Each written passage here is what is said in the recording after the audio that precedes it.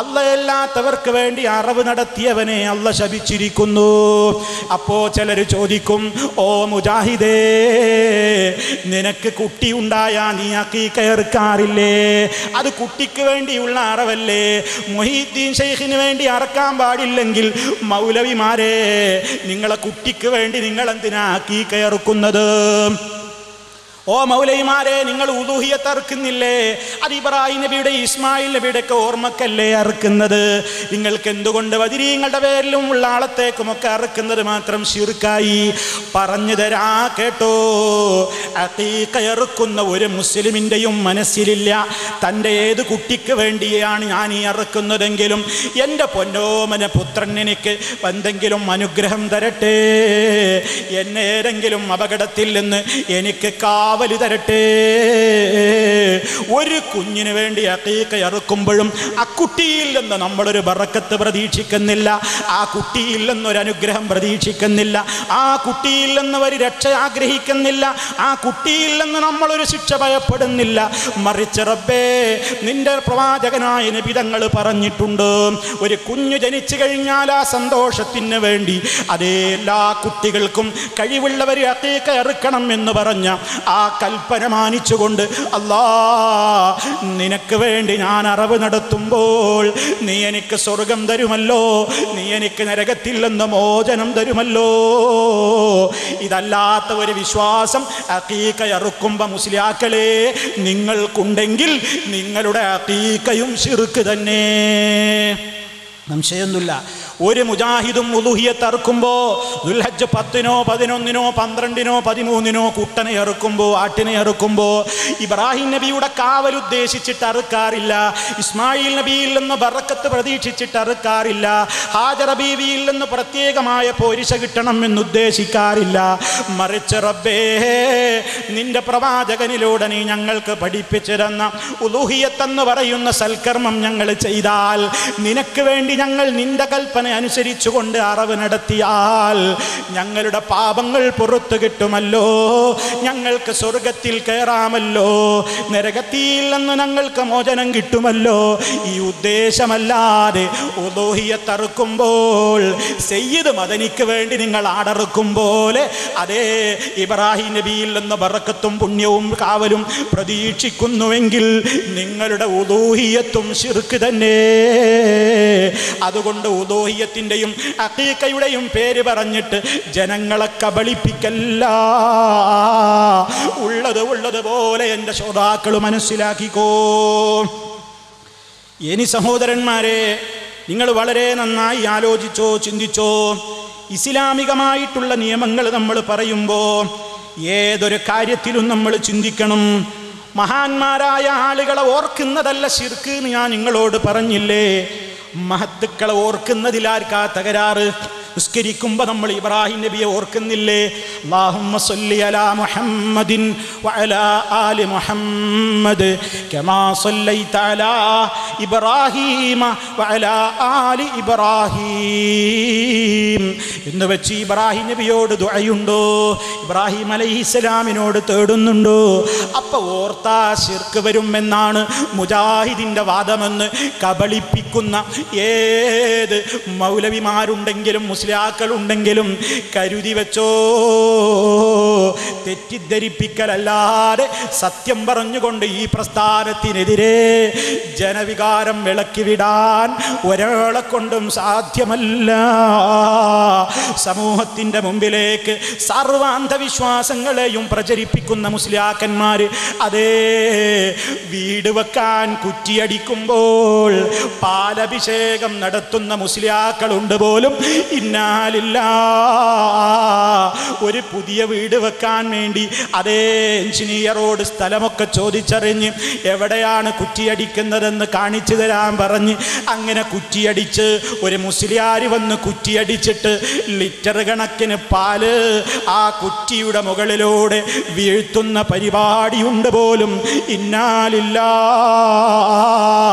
മനുഷ്യന് കുടിക്കേണ്ട പാല് മണ്ണിലേക്ക് കുറ്റിപ്പുറത്തേക്ക് ഒഴിച്ചു കളയുന്ന, കുറ്റിയുടെ മുകളിലേക്ക് വീഴ്ത്തിക്കളയുന്ന മുസ്ലിയാക്കളെ, നിങ്ങൾ പഠിച്ച ഇസ്ലാം എവിടെ നിന്ന്? നിങ്ങൾ പഠിച്ച ദീൻ ഏതാണ്? നിങ്ങൾ പഠിച്ചത് എവിടെ നിന്നാണ്? ഭക്ഷണം കഴിക്കുമ്പോൾ ആഹാരത്തിൽ നിന്നൊരംശം താഴെ വീണാൽ പോലും അതിന്മേലായി പിടിച്ചിട്ടുള്ള അഴുക്കുകൾ തുടച്ചു നീക്കിയിട്ട് കഴിക്കണം കേട്ടോ.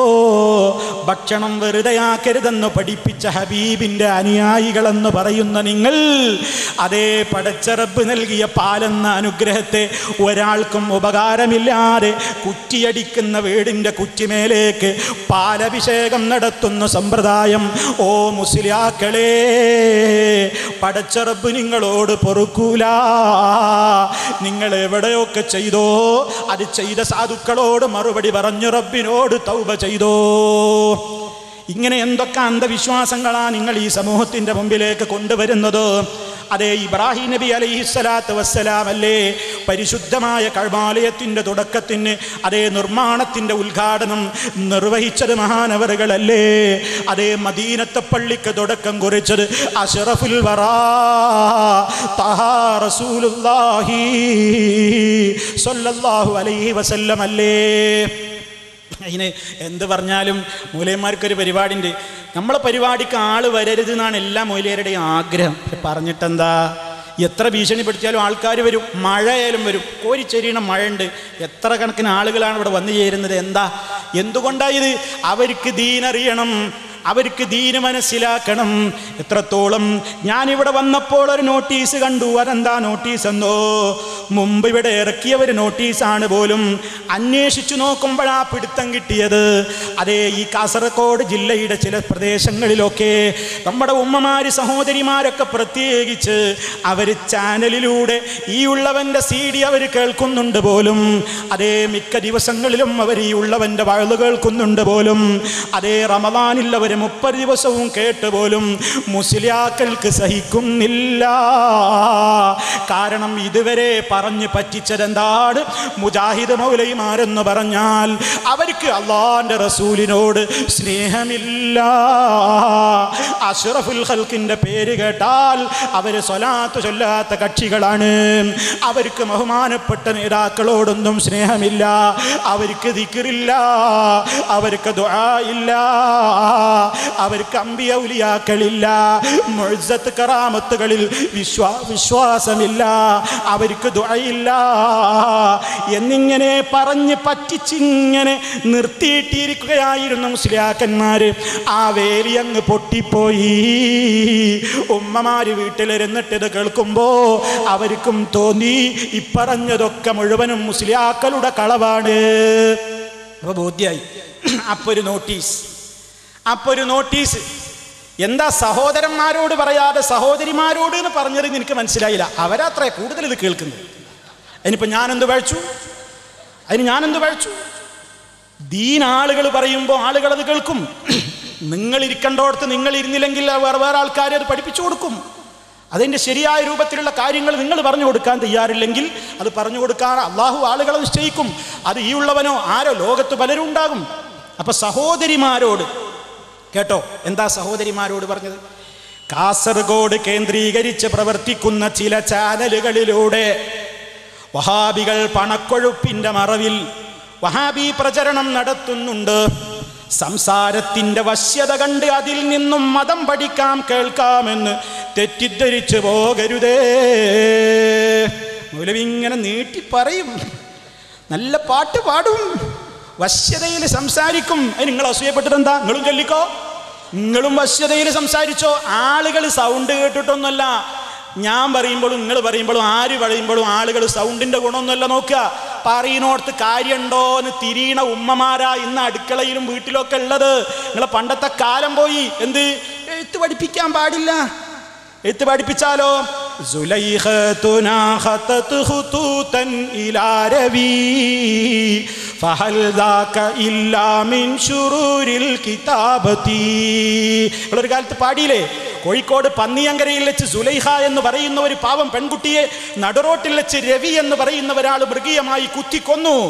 അന്ന് മൗലവിമാര് പാടി, സുലൈഖയെ രവി കുത്തിക്കൊല്ലാൻ കാരണം സുലൈഖ പ്രേമലേഖനം എഴുതിയത് കൊണ്ടാണ്. അതുകൊണ്ട് പെണ്ണിനെ എഴുത്ത് പഠിപ്പിക്കാനേ പാടില്ല. നോക്കണം നിങ്ങൾ. അങ്ങനെ നിങ്ങൾ പറഞ്ഞു, ഞങ്ങളെ പെണ്ണുങ്ങളോടൊക്കെ അന്ന് ഞങ്ങളെ നേതാക്കൾ പറഞ്ഞു, പഠിച്ചോളിൻ പെണ്ണുങ്ങളെ, നിങ്ങളും പഠിച്ചോളിൻ. നിങ്ങൾക്കും ആവശ്യമാണ്. ആണുങ്ങളെപ്പോലെ നിങ്ങളും പഠിക്കണം, നന്നാവണം, ഉയരണം, വളരണം, മക്കളെ വളർത്തണം, സ്വർഗം നേടണം. അമ്മമാർ കേട്ടു, അവർ പഠിച്ചു. അവർ കേൾക്കരുത് എന്ന് പറയുന്ന നിങ്ങൾ ആ സിമൻ്റ് ഇട്ട കാലമൊക്കെ കഴിഞ്ഞു. ആളുകൾ കേൾക്കും. വരരുത് എന്ന് പറഞ്ഞു നോക്കി, എല്ലാവരോടും വിളിച്ചു പറഞ്ഞു, ഇവിടെ വരണം, പോകരുത്, ആരും അങ്ങോട്ട് പോകരുത്. അപ്പം എനിക്ക് തോന്നുന്നത് അങ്ങനെ പറഞ്ഞതുകൊണ്ടാണ് അപ്പം ഇന്ന് ഇവിടെ ജനങ്ങൾ ധാരാളം കൂടിയത്. ഒന്ന് പോയി നോക്കണല്ലോ, എന്നാൽ പിന്നെ ഒന്ന് പോകണല്ലോ. എൻ്റെ മൂലയന്മാരെ നിങ്ങൾക്ക് വെറുതെ ഇരുന്നൂടായിരുന്നോ? നിങ്ങൾ ഒന്നും മുണ്ടിയില്ലെങ്കിൽ ഇപ്പോൾ ഇത്രയും ആൾ ഇവിടെ ഉണ്ടാവില്ല. നിങ്ങളിത് പറഞ്ഞതല്ലേ പ്രശ്നമായത്. അപ്പം ഇതേ ഒരു പ്രശ്നം നിങ്ങൾക്ക് വല്ലാതെ ഉണ്ടല്ലേ. നിങ്ങൾ പറയുന്നതിനൊക്കെ നേരെ എതിരാ വസ്തുതാണ് ആളുകൾ ചാനലിൽ നിന്ന് മനസ്സിലാക്കുന്നത്. എന്നിട്ടിപ്പോൾ അതൊന്നും നിങ്ങൾ കാണരുത്. ഇതാ നീ കാണേണ്ട ഒരു സാധനം ഉണ്ട്, കേട്ടോളൂ. എന്താ നിങ്ങൾ കാണേണ്ടത് അതും പറഞ്ഞു കൊടുക്കുന്നുണ്ടല്ലോ, കേട്ടോളൂ. അപ്പം അതാരും കേൾക്കരുത്, തെറ്റിദ്ധരിക്കരുത്, കേട്ടോ. ദർശന പോലെയുള്ള അഹ്ലുസുന്നയുടെ പണ്ഡിതന്മാരുടെ പ്രഭാഷണങ്ങളും മറ്റും പുറത്തുവിടുന്ന ചാനലുകളുണ്ട്. അത് ഉപയോഗപ്പെടുത്തുക, വഹാബിയുടേത് വർജിക്കുക. കണ്ടോ, ഇപ്പൊ ദർശന വലിയ സാധനല്ലേ. ദർശന സുന്നത്ത് ജമാഅത്തല്ലേ. നിങ്ങൾ വന്നിട്ട് പറയണം എന്ത് ദർശനയിൽ എന്താ? കുപ്പിവള, ചാട്ടവും ആണും പെണ്ണൊക്കെ കൂടി കലർന്ന് ഡാൻസും പാട്ടും കളിയും അല്ലേ. സുന്നത്ത് ജമാഅത്തിന്റെ ചാനലാണ്. ഞങ്ങളെ കയ്യിൽ ഇത് സൂക്ഷിച്ചു വെക്കും. ഞങ്ങൾ സുന്നത്ത് ജമാഅത്തിന്റെ ചാനലാണ് ദർശന അല്ലേ. സാർവ തോന്യാസവും സിനിമയും പാട്ടും കൂത്തും മ്യൂസിക്കും സംഗീതവും എല്ലാം കൊണ്ട് തിമർത്താടുന്ന നിങ്ങളുടെ കുപ്പിവളയും നിങ്ങളുടെ മറ്റേ വളയും എല്ലാ വളയടക്കമുള്ള പരിപാടികൾ കണ്ടിട്ടുള്ള ആളുകൾ വിളിച്ചു പറയാറുണ്ട്. തോന്നിവാസമായ കാര്യങ്ങളാണ് അതിൽ നടക്കുന്നത്. എന്നിട്ട് ദർശന പോലെയുള്ള സുന്നത്ത് ജമാഅത്തിന്റെ പ്രവർത്തകന്മാരുടെ ചാനലുകൾ നിങ്ങൾ കാണണം. വഹാബിയുടേത് കാണരുത്. മനസ്സിലാക്കണം. എനിക്ക് വല്ലാത്ത വിഷമുണ്ട്, അറിയാം. പക്ഷേ ജനങ്ങൾ ഈ വേലിക്കെട്ടുകളെയൊക്കെ ഭേദിക്കും, അവർ സത്യം മനസ്സിലാക്കും. അതുകൊണ്ട് പ്രിയമുള്ളവരെ, മഹത്തുക്കളെ ആദരിക്കുക എന്ന് പറയുന്നതിന് ഇസ്ലാം നിശ്ചയിച്ച ചില വിധികളുണ്ട്. മഹാത്മാക്കളെ ആദരിക്കുക എന്ന് പറഞ്ഞാൽ എന്താ? നമ്മൾ മഹാത്മാക്കളെ ആദരിക്കുക എന്ന് പറഞ്ഞാൽ ഇവർ മനസ്സിലാക്കിയത് ഒരാൾ മരണപ്പെട്ട് കഴിഞ്ഞാൽ അയാളെ ഖബർ നല്ലോണം പൊക്കുക എന്നാണ്. ഇസ്ലാമിലെ നിയമം എന്താ? ഏത് മഹാത്മാവാകട്ടെ അല്ലാത്തയാളാവട്ടെ, ഒരു മുസ്ലിമിന്റെ ഖബറും ഒരു ചാണിലപ്പുറം ഉയർത്തിക്കൂടാ. ഒരു ഖബറും ഒരു ചാണിലപ്പുറം ഉയർത്താൻ പാടില്ല. അത് ആരുടെ ഖബറാണെങ്കിലും നിങ്ങളൊന്ന് ആലോചിച്ച് നോക്ക്. മക്കയിലുള്ള സഹാബത്തിനേക്കാൾ വലിയ ആൾക്കാരുണ്ടോ? ഇവിടുത്തെ ആളുകൾ അങ്ങനെയാ. മക്കയിലുള്ള സഹാബാക്കളെക്കാൾ വലിയവരായ ആളുകളുണ്ടോ? ഇല്ല. ഇവിടെ ആളുകളൊക്കെ എന്താ പറയുന്നത്? ഞങ്ങൾ ഷാഫി മദ്ഹബുകാരാ, ഞങ്ങൾ ഷാഫി ഇമാമിന്റെ ആളുകളാണ് എന്നല്ലേ പറയുന്നത്. എന്നാ മഹാനായ ഷാഫി ഇമാം റഹിമഹുല്ല എന്താ പറഞ്ഞത്? മഹാനവറുകൾ പറഞ്ഞതെന്താണ്? വലമ്മറ ഖുബൂറൽ മുഹാജിരീന വൽ അൻസാരി മുജസ്സസാ. മക്കയിലും മദീനയിലും ഒന്നും മുഹാജിറുകളുടെയും അൻസാറുകളുടെയും ഒന്നും ഖബറുകളെ കുമ്മായമിട്ടതായി ഞാൻ കണ്ടിട്ടില്ല. ഖബറുകൾ കെട്ടിപ്പടുക്കുന്നതും കുമ്മായമിടുന്നതും അല്ലാഹുവിന്റെ റസൂൽ വിരോധിച്ചിരിക്കുന്നു. മാത്രമല്ല, വഖദ് റഅയ്തു മിനൽ വുലാത്തി മിൻ മൻ യഹ്ദിമു ബിമക്ക. മക്കയിലുള്ള ഗവർണർമാരെ, അവിടെയുള്ള അധികാരികളെ ഞാൻ കാണുകയുണ്ടായി. ആരാ പറയുന്നത്? മഹാനായ ഇമാം ഷാഫി റഹിമഹുല്ല പറയാണ്, മക്കയിലുള്ള വലിയ ഭരണാധികാരികളെ ഞാൻ കണ്ടിട്ടുണ്ട്. അവരതാ അവിടെ പടുത്തുയർത്തപ്പെട്ടിട്ടുള്ള ഖബറുകളൊക്കെ പൊളിച്ചു നീക്കുന്നത് ഞാൻ കണ്ടിട്ടുണ്ട്. ഫലം മറൽ ഫുഖഹാ യഈബൂന ദാലിക. ആ പണി ചെയ്യരുതെന്ന്, പൊളിച്ചു നീക്കരുത് എന്ന് ഒരാളും പറഞ്ഞതായി ആക്ഷേപിച്ചതായി എനിക്കറിയില്ല എന്ന് ഇമാം ഷാഫി റഹിമഹുല്ല പറയുന്നു. ഇവിടെ എന്താ പറഞ്ഞത്? ഷാഫി ഇമാം പറയാണ്, അൻസാരികളെ മുഹാജിറുകളുടെ ഒന്നും ഖബർ കെട്ടിപ്പടുക്കേ കുമ്മായുടെ ഒന്നും ഞാൻ കണ്ടിട്ടില്ല. മറിച്ച് ഏതെങ്കിലും കാലത്ത് ഇവരൊക്കെപ്പെട്ട ആരെങ്കിലും എന്തെങ്കിലും ചെയ്തിട്ടുണ്ടെങ്കിൽ പൊളിച്ചു നീക്കുന്നതാണ് ഞാൻ കണ്ടത്. ഒന്ന് ചിന്തിക്ക് സഹോദരന്മാരെ, മുഹാജിറുകളെക്കാൾ അൻസാരികളെക്കാൾ മഹാന്മാരായ സ്വാലിഹീങ്ങളെയും ശുഹദാക്കളെയും മുസ്ലിങ്ങൾക്ക് ഇനി പരിചയമുണ്ടോ? ആരായി മുഹാജിരീങ്ങൾ? മഹാനായ നബി സല്ലല്ലാഹു അലൈഹി വസല്ലമ മുഹാജിരീങ്ങളുടെ നേതാവ്. മക്കയിൽ നിന്ന് മദീനയിലേക്ക് അഭയാർത്ഥികളായി ഹിജറ പോയവർക്കാണ് മുഹാജിരീങ്ങൾ എന്ന് പറയാ. അവർക്ക് വേണ്ട എല്ലാ ഒത്താശകളും സൗകര്യങ്ങളും ഒക്കെ ചെയ്തു കൊടുത്ത് മദീനയിൽ അവരെ സ്വീകരിച്ച സ്വഹാബിമാർക്കാണ് അൻസാരികൾ എന്ന് പറയാ. അവരുടെയൊന്നും ഖബർ കെട്ടിപ്പടുത്തതും കുമ്മായിട്ടതും ഞാൻ കണ്ടിട്ടില്ല എന്ന് മഹാനായ ഇമാം ഷാഫി റഹിമഹുല്ല പറയുമ്പോൾ, അവരെക്കാണൊക്കെ വലിയ ആൾക്കാരാണ് ഇവിടെയുള്ള ആൾക്കാർ എന്ന് പറഞ്ഞാൽ അതൊരു മുസ്ലിമിന് അംഗീകരിക്കാൻ പറ്റുമോ? എന്നിട്ട് പറയാ ഞങ്ങൾ ഷാഫി മദ്ഹബുകാരാണ്. എന്നാ നിങ്ങൾ കാണിച്ചതാ ഷാഫി ഇമാമിന്റെ ഒരു കിതാബിൽ മഹാനവറുകൾ ഖബർ കെട്ടിപ്പടുക്കാം, വലിയവരാണെങ്കിൽ കെട്ടാം, മഹാന്മാരാണെങ്കിൽ കെട്ടാമെന്ന് മഹാന്മാരുടെ ഖബറാണെങ്കിൽ കെട്ടിപ്പടുത്തോളൂ, അനുവദനീയമാണെന്ന് ശാഫിഈ ഇമാമിന്റെ ഏത് കിതാബിലാണുള്ളത്? ആളുകളെ വിളിച്ചു കൂട്ടിയിട്ട് നിങ്ങളൊന്ന് പറയണം. ഖിയാമത്ത് നാൾ വരെ നിങ്ങൾക്ക് കാണിക്കാൻ കഴിയൂല. എന്ത്? ശാഫിഈ ഇമാമിന്റെ ഏതെങ്കിലും ഒരു കിതാബില് മഹാന്മാരുടെ ഖബറാണെങ്കിൽ കെട്ടിപ്പടുക്കാം, വിളക്ക് കൊളുത്താം, ജാറം മൂടാം, മുത്താം, തടവാം, ചുംബിക്കാം, അതിന്മേ സുജൂദിന്റെ കോലത്തിൽ കിടക്കാം. ഒരു വരി പോയിട്ട് അര വരി കാണിക്കാൻ കഴിയൂല. മനസ്സിലാക്കണം. ഒരൊറ്റ കിതാബിൽ ഇമാം ഷാഫി റഹ്മത്തുള്ളാഹി അലൈഹിയുടെ ഒരൊറ്റ കിതാബിൽ കാണിക്കാൻ സാധ്യമല്ല. എന്നിട്ട് പറയും ഞങ്ങൾ ഷാഫി മദ്ഹബുകാരാണ്, ഞങ്ങൾ ഷാഫികളാണ്. ആ ഷാഫി ഇമാം അങ്ങനെ പറഞ്ഞോ? നിങ്ങൾ ഇന്ന് എന്തൊക്കെയാ ചെയ്യുന്നത്? ഖബർ ഒരു ചാണിലപ്പുറം ഉയർത്തും, കെട്ടിപ്പടുക്കും, അതിന്മേൽ പട്ടുമൂടും, അവിടെ വിളക്ക് കൊളുത്തും. വിളക്ക് കൊളുത്തിയവരെ ശപിച്ച നേതാവാണ് അഷ്റഫുൽ ഖൽഖ് സല്ലല്ലാഹു അലൈഹി വസല്ലം. ഖബറിന്റെ അടുത്ത് വിളക്ക് കൊളുത്തുക പാടില്ല, പാടില്ല. അതിനെ തൊടാൻ പാടില്ല, ചുംബിക്കാൻ പാടില്ല. അതാണ് ഒരു ഖബറിനോടുള്ള ആദരവ്. ഇവർ നേരെ ഉൾട്ടയാ മനസ്സിലാക്കിയത്. ഖബറിനെ ആദരിക്കുക എന്ന് പറഞ്ഞാൽ തൊടുക, മുത്തുക, ചുംബിക്കുക, അയിമ സുജൂദ് ചെയ്യുക. അള്ളാന്റെ റസൂലിന്റെ ഖബറാണെങ്കിൽ പോലും, മഹാനായ അഷ്റഫുൽ ഖൽഖ് സല്ലല്ലാഹു അലൈഹി വസല്ലമിന്റെ ഖബറാണെങ്കിൽ പോലും അതിന്ന് മദീനത്ത് പോകുന്ന ഒരാൾക്കും കാണാൻ കഴിയൂല. കാണാൻ കഴിയാത്ത നിലക്ക് ആ ഖബറതാ ബന്ദവസ്സാക്കിയിട്ടൊരു റൂമിന്റെ ഉള്ളിലാണ്. നമ്മുടെ ഉമ്മ ആയിഷ റളിയല്ലാഹു അൻഹ താമസിച്ചിരുന്ന ആ വീട്ടിലാണ് മഹാനായ നബി തങ്ങൾ വഫാത്തായത്. പ്രവാചകന്മാർ എവിടെ വെച്ചാണോ വഫാത്തായതെങ്കിൽ അവിടെ തന്നെ അവരുടെ ഖബർ കുഴിക്കണമെന്നതാണ് നിയമം. അതിൻ്റെ അടിസ്ഥാനത്തിൽ മഹാനായ നബി തങ്ങളുടെ ഖബർ ആയിഷ ഉമ്മ ബീവി റളിയല്ലാഹു അൻഹ താമസിച്ചിരുന്ന വീട്ടിൽ തന്നെയാണ് ഇന്നുമുള്ളത്. അതൊരാൾക്കും കാണാൻ കഴിയൂല. കണ്ട മുൻഗാമികളൊക്കെയും പറഞ്ഞതെന്താ? അവിടെ 3 ഖബറുകളുണ്ട്. 3 ഖബറുണ്ട് അവിടെ. ആരൊക്കെയാ? ഒന്ന് മഹാനായ അഷ്റഫുൽ ഖൽഖ് സല്ലല്ലാഹു അലൈഹി വസല്ലം, രണ്ടാമത്തെ നമ്മുടെ നേതാവ് അബൂബക്കർ സിദ്ദീഖ് റളിയല്ലാഹു അൻഹു, മൂന്നാമത്തെ നമ്മുടെ നേതാവ് ഉമർ ഖത്താബ് റളിയല്ലാഹു അൻഹു. ഈ 3 ആളുകളുടെയും ഖബർ ഞങ്ങൾ കണ്ടു. ആ ഖബറുകളൊന്നും ഒരു ചാണിലപ്പുറം ഉയർത്തപ്പെട്ടിട്ടില്ല. അതാണ് ഇസ്ലാമിൻ്റെ നിയമം. അവിടെ വിളക്ക് കൊളുത്തുന്നുണ്ടോ? അവിടെ അങ്ങനത്തെ പരിപാടികളുണ്ടോ? അതേ, ആ റൂമിൻ്റെ അടുത്ത് ചെല്ലുമ്പോൾ പോലും അതബോടെ മാറി നിൽക്കണമെന്നല്ലേ പണ്ഡിതന്മാർ പറഞ്ഞത്? ശാഫിഈ ഗ്രന്ഥങ്ങളിൽ തന്നെ കണ്ടുകൂടെ? അതേ, ആ ഖബറിൻ്റെ സമീപത്തുള്ള ആ റൂമിൻ്റെ സമീപത്തേക്ക് ചെല്ലുമ്പോൾ പോലും അതേ, തൊടരുത്, ചുംബിക്കരുത്, മാറി നിന്നോ, സിയാറത്തിൻ്റെ മര്യാദ പാലിച്ചുകൊണ്ട് വിട്ടുനിന്നോളണം എന്നല്ലേ ഇസ്ലാമിൻ്റെ നിയമം? അതാണ് ഇസ്ലാമിൻ്റെ നിയമമെന്ന് മഹാന്മാരൊക്കെയും പഠിപ്പിച്ചു തന്നിട്ടുണ്ട്. മറിച്ച് ഖബറിനെ തൊടലും, ആ ഖബറിനെ ചുംബിക്കലും, ഖബറിന്മേൽ സുജൂദിന്റെ രൂപത്തിൽ കിടക്കലുമൊക്കെ വിഡ്ഢികളായ വിവരദോഷികളായ പല ആളുകളും അത് പ്രവർത്തിക്കുന്നത് കാണാം. ആരെങ്കിലും അങ്ങനെ ചെയ്യുന്നത് കണ്ടാൽ അവനാ ചെയ്യുന്ന പ്രവൃത്തിയെ തൊട്ട് അവനെ വിരോധിക്കണം, തടയണം. മറിച്ച് സുന്നത്തായ സിയാറത്തിൻ്റെ മര്യാദകൾ അവനെ പഠിപ്പിക്കുകയാണ് വേണ്ടത്.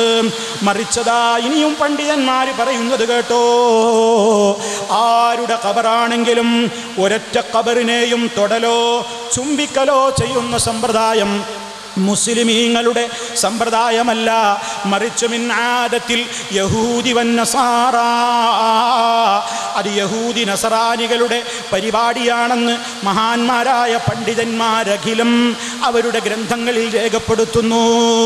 അപ്പോൾ സഹോദരന്മാരെ, ഇസ്ലാമിൻ്റെ നിയമങ്ങളെടുത്ത് പരിശോധിച്ച് നോക്കിയാൽ ഈ ഷാഫികളാണെന്ന് പറയുന്ന ആളുകൾക്ക് പോലും മഹാനായ ഇമാം ഷാഫി റഹ്മത്തുള്ളാഹി അലൈഹിയുമായിട്ട് ബന്ധമില്ല. ഏത് വിഷയങ്ങളെടുത്ത് പരിശോധിച്ച് നോക്കിയാലും നമുക്കത് കാണാൻ സാധിക്കും. ഇനി ഇപ്പം നിങ്ങൾ ആലോചിച്ച് നോക്കൂ, ഏതൊരു വിഷയമാകട്ടെ, ഇപ്പം ജനങ്ങൾക്ക് മനസ്സിലാകുന്ന ഭാഷയിൽ ഖുതുബ നിർവഹിക്കുക, സ്ത്രീകൾ ജുമഅക്കോ ജമാഅത്തിനോ പള്ളികളിൽ ഹാജരാവുക, ഇതൊക്കെ ഹറാമാണെന്നാണ് ഒരു കൂട്ടം ആളുകൾ പറയുന്നത്. ചില ആളുകളൊക്കെ വെല്ലുവിളിക്കുന്നുണ്ട്. എന്താ വെല്ലുവിളി? മഹദിയായ ഫാത്തിമ റളിയല്ലാഹു അൻഹാ ഒരിക്കലെങ്കിലും പള്ളിയിൽ പോയതായി തെളിയിക്കാമോ? മഹദിയായ ആയിഷ ബീവി റളിയല്ലാഹു അൻഹ അടക്കമുള്ള ഏതെങ്കിലും നബി സല്ലല്ലാഹു അലൈഹി വസല്ലമിൻ്റെ ഭാര്യമാർ ഏതെങ്കിലും ഒരു വഖത്തിന് നിസ്കാരത്തിന് പങ്കെടുത്തതായി ഓ മുജാഹിദേ നിങ്ങൾക്ക് തെളിയിക്കാൻ സാധ്യമാണോ എന്നൊക്കെ വെല്ലുവിളിക്കുന്ന ആളുകളുണ്ട്. നമ്മൾ മനസ്സിലാക്കണം, നബി സല്ലല്ലാഹു അലൈഹി വസല്ലമിൻ്റെ കാലത്ത് പ്രവാചകൻ സല്ലല്ലാഹു അലൈഹി വസല്ലമിൻ്റെ നേരെ പിന്നിലല്ലേ ധാരാളക്കണക്കിന് സഹാബത്ത് നിസ്കരിച്ചത്? അവരുടെയും പിന്നിലല്ലേ മഹദികളായ ഒരുപാട് സഹോദരിമാർ നമസ്കരിച്ചത്? സുബഹിക്ക് നല്ല ഇരുട്ടുള്ള നേരത്ത് പോലും നമസ്കാരം നിർവഹിച്ചു കഴിഞ്ഞ് തിരിച്ചു പോകുന്ന സഹാബ വനിത ആരാണെന്ന് വരെ മനസ്സിലാക്കാൻ ഇരുട്ട് കാരണം സാധിച്ചിരുന്നില്ല എന്ന് പറയുമ്പോൾ, ഇരുട്ടുള്ള സമയത്ത് പോലും മദീനത്തെ പള്ളിയിൽ നബി സല്ലല്ലാഹു അലൈഹി വസല്ലമിൻ്റെ ബാക്കിൽ ജമാഅത്തായി സുബഹി നിസ്കരിക്കാൻ വേണ്ടി അതേ മദീനയിലുള്ള വനിതകൾ സ്വഹാബ പെണ്ണുങ്ങൾ എത്തിയിരുന്നു എന്ന് സഹീഹുൽ ബുഖാരി അടക്കമുള്ള ഹദീസിൻ്റെ ഗ്രന്ഥങ്ങളിൽ കാണുന്നു. എന്നിട്ടാണ് ചിലർ വെല്ലുവിളിക്കണത്, മഹദികൾ പോയോ, ഫാത്തിമ ബീവി പോയോ? പിന്നെ ഇവരുടെ ചോദ്യത്തിലൊരു ഗുട്ടൻസ് ഉണ്ട് കേട്ടോ, നമ്മൾ മനസ്സിലാക്കണം. അതെന്താ? സാധാരണക്കാരായ ആളുകളെ പറ്റിക്കാൻ വേണ്ടി ഒരു ചോദ്യം ചോദിക്കും. ഫാത്തിമ ബീവി റളിയല്ലാഹു അൻഹ ഏതെങ്കിലും ഒരു ളുഹർ നബി സല്ലല്ലാഹു അലൈഹി വസല്ലമിൻ്റെ പിന്നിൽ പോയി നമസ്കരിച്ചു എന്ന് ഏതെങ്കിലും ഒരു മുജാഹിദ് മേശപ്പുറത്ത് തെളിവ് കൊണ്ടുവന്ന് വെച്ചാൽ ഞാൻ അന്ന് ഈ പരിപാടി അവസാനിപ്പിക്കുന്നു. ചിലർ ബടായി വിടുക, ചില ആൾക്കാർ വിടുന്ന ബടായിയാണ്. നിങ്ങൾ മനസ്സിലായോ ചോദ്യം? ഫാത്തിമ ബീവി റളിയല്ലാഹു അൻഹ ഏതെങ്കിലും ഒരു ളുഹർ നിസ്കാരത്തിന് നബി സല്ലല്ലാഹു അലൈഹി വസല്ലമിൻ്റെ പിന്നിൽ മദീനത്തെ പള്ളിയിൽ നിസ്കരിച്ചു എന്ന് രേഖ കൊണ്ടുപോവാ. എന്നാൽ ഞങ്ങൾ എല്ലാ പെണ്ണുങ്ങളും നിങ്ങളെ പള്ളിയിലേക്ക് വിട്ടുതരാ, നിങ്ങളെ പള്ളി ഇനി ഒരുപാട് വലുതാക്കേണ്ടി വരും, ഞങ്ങളെ പെണ്ണുങ്ങളെ കൊണ്ട് നിങ്ങളെ പള്ളി നിറയുന്നു. എന്തൊരു പോയത്തക്കാരനാണ് ഈ മൗലിയർ എന്ന് ഞാൻ ആലോചിച്ച് നോക്കുന്നത്. എന്തൊരു വിഡ്ഢിത്തായി ചോദിക്കണത്. ഇസ്ലാമിൻ്റെ ഒരു നിയമം അങ്ങനെ ചോദിക്കൽ? അങ്ങനെ ചോദിക്കുകയാണെങ്കിൽ എനിക്കും ചോദിച്ചൂടെ? എന്നാൽ ഞാനൊന്ന് ചോദിക്കട്ടെ. ഫാത്തിമ ബീവി റളിയല്ലാഹു അൻഹാ ഏതെങ്കിലും ഒരു ളുഹർ നിസ്കാരം നബി തങ്ങളുടെ പിന്നിൽ പോകാതെ സ്വന്തം വീട്ടിൽ വെച്ചാണ് നിസ്കരിച്ചിരുന്നത് എന്ന ഒരു ഹദീസ് കൊണ്ടുവാ. അങ്ങനെ ഉണ്ടോ? ഫാത്തിമ ബീവി ളുഹർ നിസ്കരിച്ചിരുന്നു വീട്ടിൽ നിന്നൊരു ഹദീസ് ഉണ്ടോ? അല്ലെങ്കിൽ ഫാത്തിമ റളിയല്ലാഹു അൻഹ ഏതെങ്കിലും അസർ നിസ്കരിച്ചു വീട്ടിൽ നിന്നൊരു ഹദീസിലുണ്ടോ? ഉണ്ടാവില്ല. അപ്പോൾ എല്ലാവർക്കും ഒരേ ചോദ്യം ഇങ്ങനെ അർത്ഥം വെച്ച് ചോദിക്കുക. എന്നിട്ട് ആ തെളിവുണ്ട് എന്ന് പറഞ്ഞ ഏതെങ്കിലും മുജാഹിദ് എന്ന ളുഹർ തെളിവുതാ അങ്ങനെ പറഞ്ഞാൽ എന്താ? എന്നിട്ട് കോടികളൊക്കെ ഇനാമ്. മനസ്സിലാക്കണം. നിങ്ങൾ പഠിച്ചു വച്ചോ, ഇസ്ലാമിൻ്റെ ഒരു വിധി എന്ന് പറയുന്നത് സ്ഥിരപ്പെടാൻ ഇന്ന ആളുകളൊക്കെ നിസ്കരിച്ചു എന്നൊന്നും തെളിവ് വേണ്ട. ഇസ്ലാമിലൊരു നിയമം അനുവാദം ഉണ്ടായാൽ മതി. ഈ ആയത്തും ഹദീസൊക്കെ പഠിച്ചവരല്ലേ നമ്മുടെ ഉമ്മമാര് എന്ന് പറഞ്ഞാൽ ആരാ? ഹബീബായ നബി സല്ലല്ലാഹു അലൈഹി വസല്ലമിൻ്റെ പ്രിയപ്പെട്ട ഭാര്യമാര്, ഉമ്മഹാത്തുൽ മുഅ്മിനീൻ, സത്യവിശ്വാസികളുടെ ഉമ്മമാരാണവര്. അവർക്കൊന്നും തിരിയാത്ത ആയത്ത് മുസ്ലിയാക്കളെ നിങ്ങൾക്കാണോ തിരിഞ്ഞത്? അവർക്കൊന്നും തിരിയാത്ത ഒരു ഹദീസ് നിങ്ങൾക്കാണോ തിരിഞ്ഞത്? ചോദിക്കട്ടെ, നബി സല്ലല്ലാഹു അലൈഹി വസല്ലമിൻ്റെ വഫാത്തിൻ്റെയും ശേഷം നമ്മുടെ ഉമ്മമാരതാ മദീനത്തെ പള്ളിയിൽ റമദാനിൻ്റെ അവസാനത്തെ 10 ദിവസവും എഴുത്തിക്കാഫ് തന്നെ. എഴുത്തിക്കാഫ് എന്ന് പറഞ്ഞാൽ 5 നേരത്തെ നിസ്കാരവും പള്ളിയിൽ തന്നെ, ഒരാഴ്ചയിൽ വരുന്ന ജുമഅയും പള്ളിയിൽ തന്നെ, 5 നേരത്തെ നിസ്കാരവും ആഴ്ചയിൽ ഒരിക്കൽ വരുന്ന ജുമഅയുമടക്കം 10 ദിവസം റമദാനിൻ്റെ അവസാനത്തെ 10-ൽ നബിതങ്ങളുടെ കൂടെ അവിടുത്തെ ഭാര്യമാർ എഴുത്തിക്കാഫിരുന്നു. അള്ളാന്റെ റസൂല് വഫാത്തായിട്ടും ഈ ഉമ്മമാർ എഴുത്തിക്കാഫ് നിർത്തിയിട്ടില്ല. നബിതങ്ങളുടെ വഫാത്തിൻ്റെ ശേഷവും നമ്മുടെ ഉമ്മമാർ മദീനത്തെ പള്ളിയിൽ 10 ദിവസവും എഴുത്തിക്കാഫ് തന്നെ. ചോദിക്കട്ടെ, ബാങ്ക് വിളി കേൾക്കുമ്പോൾ നമ്മുടെ ഉമ്മമാർ പള്ളിയിൽ നിന്ന് വീട്ടിലേക്ക് ഓടലാണോ? എഴുത്തിക്കാഫ് എന്ന് പറഞ്ഞാൽ എന്താ? പള്ളി തന്നെ ചടഞ്ഞുകൂടിയിരിക്കണം, അത്യാവശ്യത്തിനല്ലാതെ പുറത്തു പോകാൻ പാടില്ല. വളരെ കണിശമായ നിയമമാണ് എഴുത്തിക്കാഫ്. അങ്ങനെ നമ്മുടെ ഉമ്മമാർ പള്ളിയിലിരുന്നു എന്നാ പറയുന്നത്. അപ്പം അത് വരുന്ന ചില കോടി ഇനാമ് പ്രഖ്യാപിക്കുന്ന വീരന്മാർക്ക് അറിയാം. അതുകൊണ്ട് ആദ്യം ഒന്ന് എറിഞ്ഞിടും. എന്ത്? എഴുത്തിക്കാഫൊക്കെ ഞങ്ങൾക്കും അറിയാം. അറിയാമെന്നുണ്ടെങ്കിൽ പറ, എന്താ അത് പറയാത്തത്? അപ്പം എഴുത്തിക്കാഫ് വരെ ഇരുന്നു എന്ന് പറഞ്ഞിട്ടാണ് അതുവരെ ഹദീസിലുണ്ട് എന്ന് തെളിഞ്ഞിട്ടുമാണ് മുസ്ലിയാക്കന്മാർ പാവങ്ങളെ പറ്റിക്കാൻ വേണ്ടി ചോദിക്കുന്നത്. ആയിഷ ബീവി ഒരു ജമാഅത്തിന് മദീനത്തെ പള്ളിയിൽ പങ്കെടുത്തു എന്നൊരു ഹദീസ് ഉണ്ടോന്ന്? ഉണ്ടാവില്ല. പക്ഷേ 10 ദിവസം അവർ റസൂലുള്ളാഹിന്റെ കൂടെ ഇരുന്നില്ലേ, ശേഷവും ഇരുന്നില്ലേ. അവർക്കൊന്നും സൂറത്തുൻ നൂറിലെ ആയത്ത് തിരിഞ്ഞില്ല, സൂറത്തുൽ അഹ്സാബിലെ ആയത്ത് തിരിഞ്ഞില്ല. മുസ്ലിയാക്കന്മാർക്ക് മാത്രം അതൊക്കെ തിരിഞ്ഞത് എന്ന് വന്നാൽ അത് അംഗീകരിക്കാൻ മുസ്ലിമീങ്ങളെ കിട്ടൂല. അതേ, ഇസ്ലാമിൻ്റെ നിയമം എന്ന് പറയുന്നത് പ്രമാണങ്ങളെ പിൻപറ്റലാണ്. ആരുടെയെങ്കിലും പോക്കറ്റിൽ നിന്ന് ഇസ്ലാമിൻ്റെ നിയമം എടുത്ത് വിളമ്പിയിട്ട് ഇതൊക്കെ ഹറാമ് തന്നെ എന്ന് പറഞ്ഞാൽ അത് സ്വീകരിക്കാൻ ലോക മുസ്ലിമീങ്ങൾക്ക് ബാധ്യതയില്ല. ഇനി എന്തെല്ലാം വിഷയങ്ങളുണ്ട് സഹോദരന്മാരെ എടുത്ത് പരിശോധിച്ച് നോക്കിയാൽ എന്തെല്ലാം കാര്യങ്ങളുണ്ട് മുസ്ലിമീങ്ങളെ സംബന്ധിച്ചിടത്തോളം. അള്ളാഹിൻ്റെ റസൂല് പഠിപ്പിച്ചു തന്നതൊക്കെ നമ്മൾ നമ്മുടെ ജീവിതത്തിലെടുക്കും. ഇപ്പം ഹജ്ജിൻ്റെ ചടങ്ങുകൾ നിങ്ങൾ നോക്കൂ. ഹജ്ജിൻ്റെ മുഴുവൻ കർമ്മങ്ങളും എടുത്ത് പരിശോധിച്ച് നോക്കിയാൽ നമുക്കെന്താ മനസ്സിലാകുന്നത്? നബി സല്ലല്ലാഹു അലൈഹി വസല്ലം പഠിപ്പിച്ചു തന്നത് ചോദ്യം ചെയ്യാതെ സ്വീകരിക്കുന്നവനല്ലാതെ ഹജ്ജ് ചെയ്യാൻ കഴിയില്ല. അവിടെ പോയാൽ എന്താ? തവാഫ് ചെയ്യണം. എത്ര ചുറ്റാ? ഒരു തവാഫാകണമെന്ന് എത്ര ചുറ്റ് വേണം?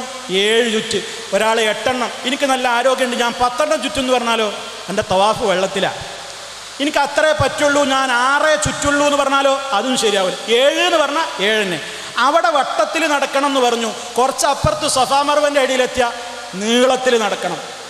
ഇവിടെ എന്താ വട്ടത്തിൽ, ഇവിടെ എന്താ നീളത്തിൽ? അത് ചോദ്യമല്ല. ഇവിടെ 7 വട്ടം ചുറ്റാൻ പറഞ്ഞോ, അവിടെ ചുറ്റണം. ഇവിടെ 7 വട്ടം നടക്കാൻ പറഞ്ഞോ, നടക്കണം. ചില സ്ഥലത്തെത്തുമ്പോൾ ഓടണം. എനിക്ക് പറ്റൂല, എന്നാ പിന്നെ എനിക്ക് ശരിയാവില്ല. ഓടണം എന്ന് പറഞ്ഞാൽ ഓടണം. ഹജറുൽ അസ്വദ് കിട്ടിയാൽ മുത്തണം എന്ന് പറഞ്ഞു. ചില സ്ഥലത്ത് കല്ലെടുത്ത് എറിയണം എന്ന് പറഞ്ഞു. എന്താ? ഒരു സ്ഥലത്ത് കല്ലിനെ മുത്തുന്നു, ഒരു സ്ഥലത്ത് കല്ലെടുത്ത് എറിയുന്നു. അവിടെ 7 എറിയണം. എൻ്റെ അടുത്ത് 10 കല്ലുണ്ട്, ഞാൻ ഇത് തീരോളം എറിയുന്നെറിഞ്ഞിട്ട് വരുത്തിനെന്ന് എറിഞ്ഞാലോ ശരിയാവൂല. ഒരാൾ പറയാം എൻ്റെ അടുത്ത് 7 കിട്ടിയിട്ടില്ല, 5 ഇപ്പം എൻ്റെ അടുത്തുള്ളൂ, ഇനി 2 പെറുക്കാൻ പോകാൻ എന്നെ കൊണ്ട് പറ്റൂലാന്നേ, ഞാൻ 5 എറിയുള്ളൂ, ശരിയാവില്ല. അപ്പോൾ ഏത് നിയമം എടുത്ത് പരിശോധിച്ച് നോക്ക്. അള്ളാഹിൻ്റെ റസൂല് പറഞ്ഞേടത്ത് നിൽക്കണം. ളുഹറിൻ്റെ ശേഷം മഗ്രിബിൻ്റെ ഇടക്കായിട്ട് അറഫയിൽ വന്ന് നിൽക്കണം. ഒരാൾ പറയാം എനിക്ക് സൗകര്യമില്ല, ഞാനൊരു ളുഹറിൻ്റെ മുമ്പ് നിൽക്കും. പറ്റൂല. അത് വളരെ കണിശമാണ്. അത്യാസന്ന നിലയിൽ കിടക്കുന്ന ഒരു രോഗിയാണെങ്കിൽ പോലും, ഹജ്ജിന് ഇഹ്റാമിൽ പ്രവേശിച്ച ഒരു രോഗി രോഗബാധിതനായി, അയാൾക്ക് ഓർമ്മ മാത്രമുണ്ട്, ICUവിലാണ് അയാൾ കിടത്തിയിരിക്കുന്നത്. നിങ്ങൾ സങ്കല്പിച്ചോ, അങ്ങനെയുള്ള ഒരു രോഗിയാണെങ്കിൽ പോലും ഹോസ്പിറ്റലിലുള്ള ICUവിൻ്റെ മൊബൈൽ യൂണിറ്റ് വണ്ടി അറഫാത്തിൻ്റെ മൈതാനിയിൽ കൊണ്ടുവന്ന് അവിടെ പാർക്ക് ചെയ്യും. എന്തിനാ? ഈ രോഗി അതിൽ കിടത്തിയിട്ട്. ഈ രോഗി അവസാന നിമിഷത്തിലുള്ള രോഗിയാണെങ്കിലും ഹാജിയാണോ, അയാളുടെ ശരീരത്തിൽ അയാൾക്ക് ജീവനുണ്ടെങ്കിൽ അയാളെ വഹിച്ചുകൊണ്ടുള്ള മൊബൈൽ ICU യൂണിറ്റ് അറഫാത്തിൻ്റെ മൈതാനിയിൽ ഈ സമയത്തിൻ്റെ ഇടയ്ക്ക് കുറച്ച് നേരമെങ്കിലും കൊണ്ടുവന്ന് പാർക്ക് ചെയ്യും. എന്താ കാരണം? അറഫാത്തിൽ വന്ന് ഹാജരാകാത്തവന് ഹജ്ജില്ല. അത്ര കണിശ. എന്താ അതിലൂടെയൊക്കെ നമ്മൾ പഠിക്കേണ്ടത്? നബി സല്ലല്ലാഹു അലൈഹി വസല്ലം ഓടാൻ പറഞ്ഞാൽ ഓടണം, വട്ടത്തിൽ ചുറ്റാൻ പറഞ്ഞാൽ വട്ടത്തിൽ ചുറ്റണം, നീളത്തിൽ നടക്കാൻ പറഞ്ഞാൽ നീളത്തിൽ നടക്കണം, 7 കല്ലെറിയാൻ പറഞ്ഞാൽ എറിയണം, അറക്കാൻ പറഞ്ഞാൽ അറക്കണം, മുടി മുറിക്കാൻ പറഞ്ഞാൽ മുടി മുറിക്കണം. ചില സ്ഥലത്ത് പോയിട്ട് പ്രാർത്ഥിക്കണം എന്ന് പറഞ്ഞു, അവിടെ പ്രാർത്ഥിക്കണം. ചിലയിടത്ത് പോയാൽ കിടന്നുറങ്ങണം എന്ന് പറഞ്ഞു, മുസ്ദലിഫയിൽ അവിടെ ഉറങ്ങണം. മിനായി പോയാൽ അവിടെ എത്ര ദിവസം താമസിക്കണം എന്ന് പറഞ്ഞു, അത്ര ദിവസം താമസിക്കണം. ഒക്കെ എന്താ പഠിപ്പിച്ചു തരുന്നത്? നബി സല്ലല്ലാഹു അലൈഹി വസല്ലം പഠിപ്പിച്ചു തന്നത് മുഴുവനും ചോദ്യം ചെയ്യാതെ അംഗീകരിക്കാൻ ഞാൻ തയ്യാറാണ്. അതാണ് മുസ്ലിമിൻ്റെ തത്വം, അതാണ് ഇസ്ലാമിൻ്റെ സിദ്ധാന്തം. ഇത് എല്ലായിടത്തേക്കും ബാധകം തന്നെ. നബി സല്ലല്ലാഹു അലൈഹി വസല്ലം പഠിപ്പിച്ച ഏതെങ്കിലും ഒരു സുന്നത്തിനോട് ഒരു മനുഷ്യനും പരിഹാസം തോന്നിക്കൂടാ. അള്ളാഹിൻ്റെ റസൂല് പഠിപ്പിച്ച ഏതെങ്കിലും ഒരു സുന്നത്തിനോട് ആർക്കെങ്കിലും പരിഹാസം തോന്നിയാൽ അവന് ഇസ്ലാമിൽ സ്ഥാനമില്ല. നബി തങ്ങൾ പഠിപ്പിച്ചതാണ് മുസ്ലിമേ, താടി വെക്കണം, താടി വളർത്തണം. ഒരാൾ താടി വടിക്കുകയാണെങ്കിൽ അയാൾക്ക് കുറ്റമുണ്ട്. എന്നാലോ ഒരാൾ താടി വളർത്തുന്നുമില്ല, വളർത്തുന്നവരെ പരിഹസിക്കുകയാണെങ്കിൽ, ജമാഅത്തുകാർ കണ്ടിട്ടില്ലേ? ജമാഅത്തുകാരൻ അവൻ്റെ പുസ്തകത്തിൽ എഴുതി. എന്താണ് എഴുതിയത്? ബാർബറുടെ കരങ്ങൾ തലോടിയിട്ടില്ലാത്ത താടിരോമങ്ങൾ. സലഫികളെ ഉദ്ദേശിച്ചുകൊണ്ടവർ പറയുന്നു, മുജാഹിദുകളതാ ഒസാന്റെ കത്തി തൊട്ടിട്ടില്ലാത്ത താടി നീട്ടുകയാണ്, താടി വളർത്തുന്ന ചെറുപ്പക്കാരെ പരിഹസിക്കുന്നു. അത് കേട്ടിട്ട് പലരും ഏറ്റുപാടി, പലരും എഴുതിവിട്ടു. അത് പരിഹാസം തന്നെയാണ്. നെരിയാണിക്ക് മുകളിൽ വസ്ത്രം ധരിക്കണം, അറിഞ്ഞുകൊണ്ട് നെരിയാണിക്ക് താഴെ വസ്ത്രമുടുത്താൽ അത് നരകത്തിയിലേക്കാണെന്ന് ഹബീബ് പഠിപ്പിച്ചു. എന്നാൽ ഒരാൾ നരകത്തിന്ന് ഒരാളതാ നെരിയാണിക്ക് മുകളിൽ വസ്ത്രം ധരിക്കുന്ന ഒരാളെ പരിഹസിച്ചാലോ, മുട്ടിന് താഴെ പെട്ടെന്ന് അവസാനിക്കുന്ന മിനിസ്കർട്ട് ധരിച്ചവനാണെന്ന് പരിഹസിച്ചാലോ, നബി തങ്ങളോടവന് അമർഷം തന്നെ. അല്ലാഹുവിന്റെ റസൂലിന്റെ ഒരു സുന്നത്തിനോടും പരിഹാസം തോന്നിക്കൂടാ. ഇസ്ലാം പഠിപ്പിച്ച ഒരു സമ്പ്രദായങ്ങളെയും എതിർത്തുകൂടാ. ഹദീസിൽ വന്നിട്ടുള്ള ഒന്നിനെയും നമ്മൾ നിഷേധിച്ചുകൂടാ. അതെ, നമ്മുടെ ബുദ്ധിക്ക് യോജിച്ചാലും ഇല്ലെങ്കിലും ചില ആൾക്കാർ ബുഖാരിയൊക്കെ അങ്ങനെ മറിച്ചു വെക്കും. ബുഖാരിയോ ബുഖാരി തള്ളിക്കളയുന്ന ആളുകൾ ഹദീസ് വായിച്ചിട്ട് പറയും, ഹദീസല്ലേ ഖുർആനല്ലല്ലോ, ഖുർആനിലുള്ളതേ ഞാൻ സ്വീകരിക്കൂ, ഹദീസിലുള്ളത് ഞാൻ സ്വീകരിക്കും, പക്ഷേ എൻ്റെ ബുദ്ധിയുടെ മൂശയിലിട്ടിട്ട് ഞാനൊന്ന് തട്ടിക്കിഴിക്കും, ഞാനൊന്ന് ചിന്തിക്കും. ഒരു ഹദീസ് വായിച്ചിട്ട് ഇതെൻ്റെ ബുദ്ധിക്ക് ഉൾക്കൊള്ളുമോ, എൻ്റെ യുക്തിക്ക് യോജിക്കുമോ? അങ്ങനെ യുക്തിക്ക് യോജിക്കുന്നതേ ഞാൻ സ്വീകരിക്കൂ, എൻ്റെ ബുദ്ധിക്ക് യോജിക്കാത്തത് ബുഖാരി പറഞ്ഞാലും ഞാൻ സ്വീകരിക്കൂല. അങ്ങനെയുള്ളവർ ഹദീസ് പറഞ്ഞു നടക്കുന്ന ഒരു മുജാഹിദിൽ ഞാനില്ല എന്ന് പറയുന്ന പമ്പര വിഡ്ഢികളുണ്ട്. അല്ലാഹ് നന്നാക്കുമാറാകട്ടെ. ഒരൊറ്റ ഹദീസിനെയും നിഷേധിച്ചുകൂടാ. നബി സല്ലല്ലാഹു അലൈഹി വസല്ലം പഠിപ്പിച്ചു തന്നത് മുഴുവനും അതേ നമ്മുടെ ബുദ്ധിക്ക് ഉൾക്കൊള്ളുന്നതാണോ? ഒരുപാട് കാര്യങ്ങൾ ഖുർആനിലുള്ളത്, ഹദീസുകളിൽ വന്നത്. നബി സല്ലല്ലാഹു അലൈഹി വസല്ലം അല്ലേ ഖുർആൻ ഓതി തന്നത്. മൂസ നബി അലൈഹിസ്സലാം സമുദ്രത്തിൽ വടികൊണ്ടടിച്ചപ്പോൾ രണ്ടായി സമുദ്രം പിളർന്നു. മൂസ നബി അലൈഹിസ്സലാം അതിൻ്റെ ഇടയിലൂടെ മറുകര പറ്റി. ബുദ്ധിക്ക് യോജിക്കുന്നുണ്ടോ? ഇബ്രാഹിം നബി അലൈഹിസ്സലാമിനെ തീയിലിട്ടപ്പോൾ തീ കരിച്ചില്ല. മഹാനവറുകളുടെ ഒരു രോമത്തിന് പോലും ഒന്നും സംഭവിക്കാതെ മഹാനവറുകൾ പുറത്തേക്ക് രക്ഷപ്പെട്ടു. ബുദ്ധിക്ക് യോജിക്കുന്നുണ്ടോ? യുക്തിവാദികളെ, മതയുക്തിവാദികളെ, നിങ്ങളുടെ ബുദ്ധിക്കത് യോജിക്കുന്നുണ്ടോ? അതുകൊണ്ട് അങ്ങനെ ഒരുപാട് ഹദീസുകൾ പണ്ടുള്ളവർ തള്ളിയിട്ടുണ്ട്. ഇബ്രാഹിം നബിയെ തീയിലിട്ടിട്ടില്ല, ജനങ്ങളുടെ കോപമാകുന്ന തീയിലാണിട്ടത്, രോഷാഗ്നിയിലാണിട്ടത്, ഒറിജിനൽ തീയിലല്ല. മൂസ നബി അലൈഹിസ്സലാം സമുദ്രത്തിലടിച്ചപ്പോൾ കടൽ വിളർന്നിട്ടല്ല, മൂസ നബിയുടെ കയ്യിലുള്ള വടി കൊണ്ട് സമുദ്രത്തിൽ ഇങ്ങനെ കുത്തിപ്പിടിച്ചിട്ട് കുഴിയില്ലാത്ത സ്ഥലം നോക്കി അക്കരെ പറ്റിയതാണെന്ന് പറഞ്ഞ മതയുക്തിവാദികളുണ്ട്. സ്വീകരിക്കാൻ പറ്റുമോ? ഇല്ല. അതുകൊണ്ട് പറയട്ടെ, ഈ ഹജ്ജിന്റെ മാസത്തിൽ പഠിച്ചു വെച്ചോ, എന്താ ഒരു ബിൽഡിംഗ് 7 വട്ടം ചുറ്റുന്നത്? എന്ത് യുക്തിയാതിലുള്ളത്? ഒരു കല്ലുകളുടെ 2 കുന്നുകൾക്കിടയിലതാ 7 വട്ടം നടക്കുന്നു, ഓടുന്നു. എന്ത് യുക്തിയാതിൻ്റെ പിന്നിലുള്ളത്? 7 വട്ടം കല്ലെറിയുന്നു. എന്ത് യുക്തിയാതിൻ്റെ പിന്നിലുള്ളത്? മുസ്ദലിഫയിൽ പോയി രാത്രി താമസിക്കുന്നു. എന്ത് യുക്തിയാണ് ആ പറമ്പിൽ പോയി കിടന്നുറങ്ങുന്നതിലുള്ളത്? നബിതങ്ങൾ പഠിപ്പിച്ചത് തന്നെ അവിടെ ഒതുങ്ങി നിന്നോളണം. അപ്പോൾ ഹദീസിൽ കാണുന്ന ചിലതൊന്നും ആൾക്കാർക്ക് പറഞ്ഞാൽ ദഹിക്കണില്ല. സിഹിറുണ്ട് എന്ന് പറഞ്ഞാൽ ചിലർക്ക് വലിയ വടങ്ങേര്. സിഹിറുണ്ട് എന്ന് പറഞ്ഞ മുജാഹിദിൽ ഞാൻ ഉണ്ടാവില്ല. ഇജ്ജ് വേണ്ട, പോയിക്കോ, നീ പുറത്തു പോയിക്കോ. ഇസ്ലാം എന്ന് പറഞ്ഞാൽ എന്താ? ഇസ്ലാം എന്ന് പറഞ്ഞാൽ മഹാനായ നബി സല്ലല്ലാഹു അലൈഹി വസല്ലം പഠിപ്പിച്ചിരുന്നതാ. ആ നബി സല്ലല്ലാഹു അലൈഹി വസല്ലം പഠിപ്പിച്ചിരുന്ന ഹദീസ് മുഴുവൻ അംഗീകരിക്കണം. ഈച്ചയെ മുക്കണം എന്ന് പറയുന്ന ഹദീസോ ഞാൻ സ്വീകരിക്കൂല. നബി സല്ലല്ലാഹു അലൈഹി വസല്ലം ഒരു ഉദാഹരണം പറയാണ്. ചില യുക്തിവാദികൾക്ക് ദഹിച്ചില്ല. നിങ്ങളുടെ പാത്രത്തിൽ നിങ്ങൾ കുടിക്കുന്ന വെള്ളത്തിൽ ഒരു ഈച്ച വീണാൽ നിങ്ങൾ ആ ഈച്ചയെ മുക്കിയിട്ട് പുറത്തേക്ക് എടുക്കണം എന്ന് നബി സല്ലല്ലാഹു അലൈഹി വസല്ലം പറഞ്ഞു. എന്താണ് കാരണം? ഈച്ചയുടെ ഒരു ചിറകിൽ രോഗമുണ്ടെങ്കിൽ മറ്റേ ചിറകിൽ അതിനുള്ള ഔഷധവുമുണ്ട്. അതുകൊണ്ട് ഈച്ച ഒരു ചിറക് കുത്തിയിട്ടാണ് വെള്ളത്തിൽ വീഴുക. അതുകൊണ്ട് നീ എന്തു ചെയ്തോ, അതിനെ മുഴുവൻ മുക്കിയിട്ട് പുറത്തേക്ക് എറിഞ്ഞോ.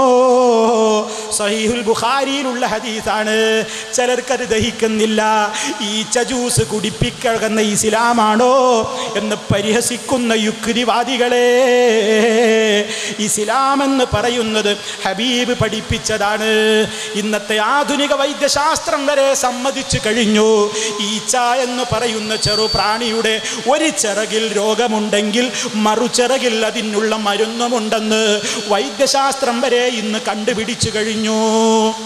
ഇനി വൈദ്യശാസ്ത്രം പറഞ്ഞില്ല എന്ന് വിചാരിക്കുക, എന്നാലോ മുസ്ലിമീങ്ങൾക്ക് എന്താ, അള്ളാന്റെ റസൂൽ അങ്ങനെ പറഞ്ഞോന്നേ നമ്മൾ നോക്കുള്ളൂ.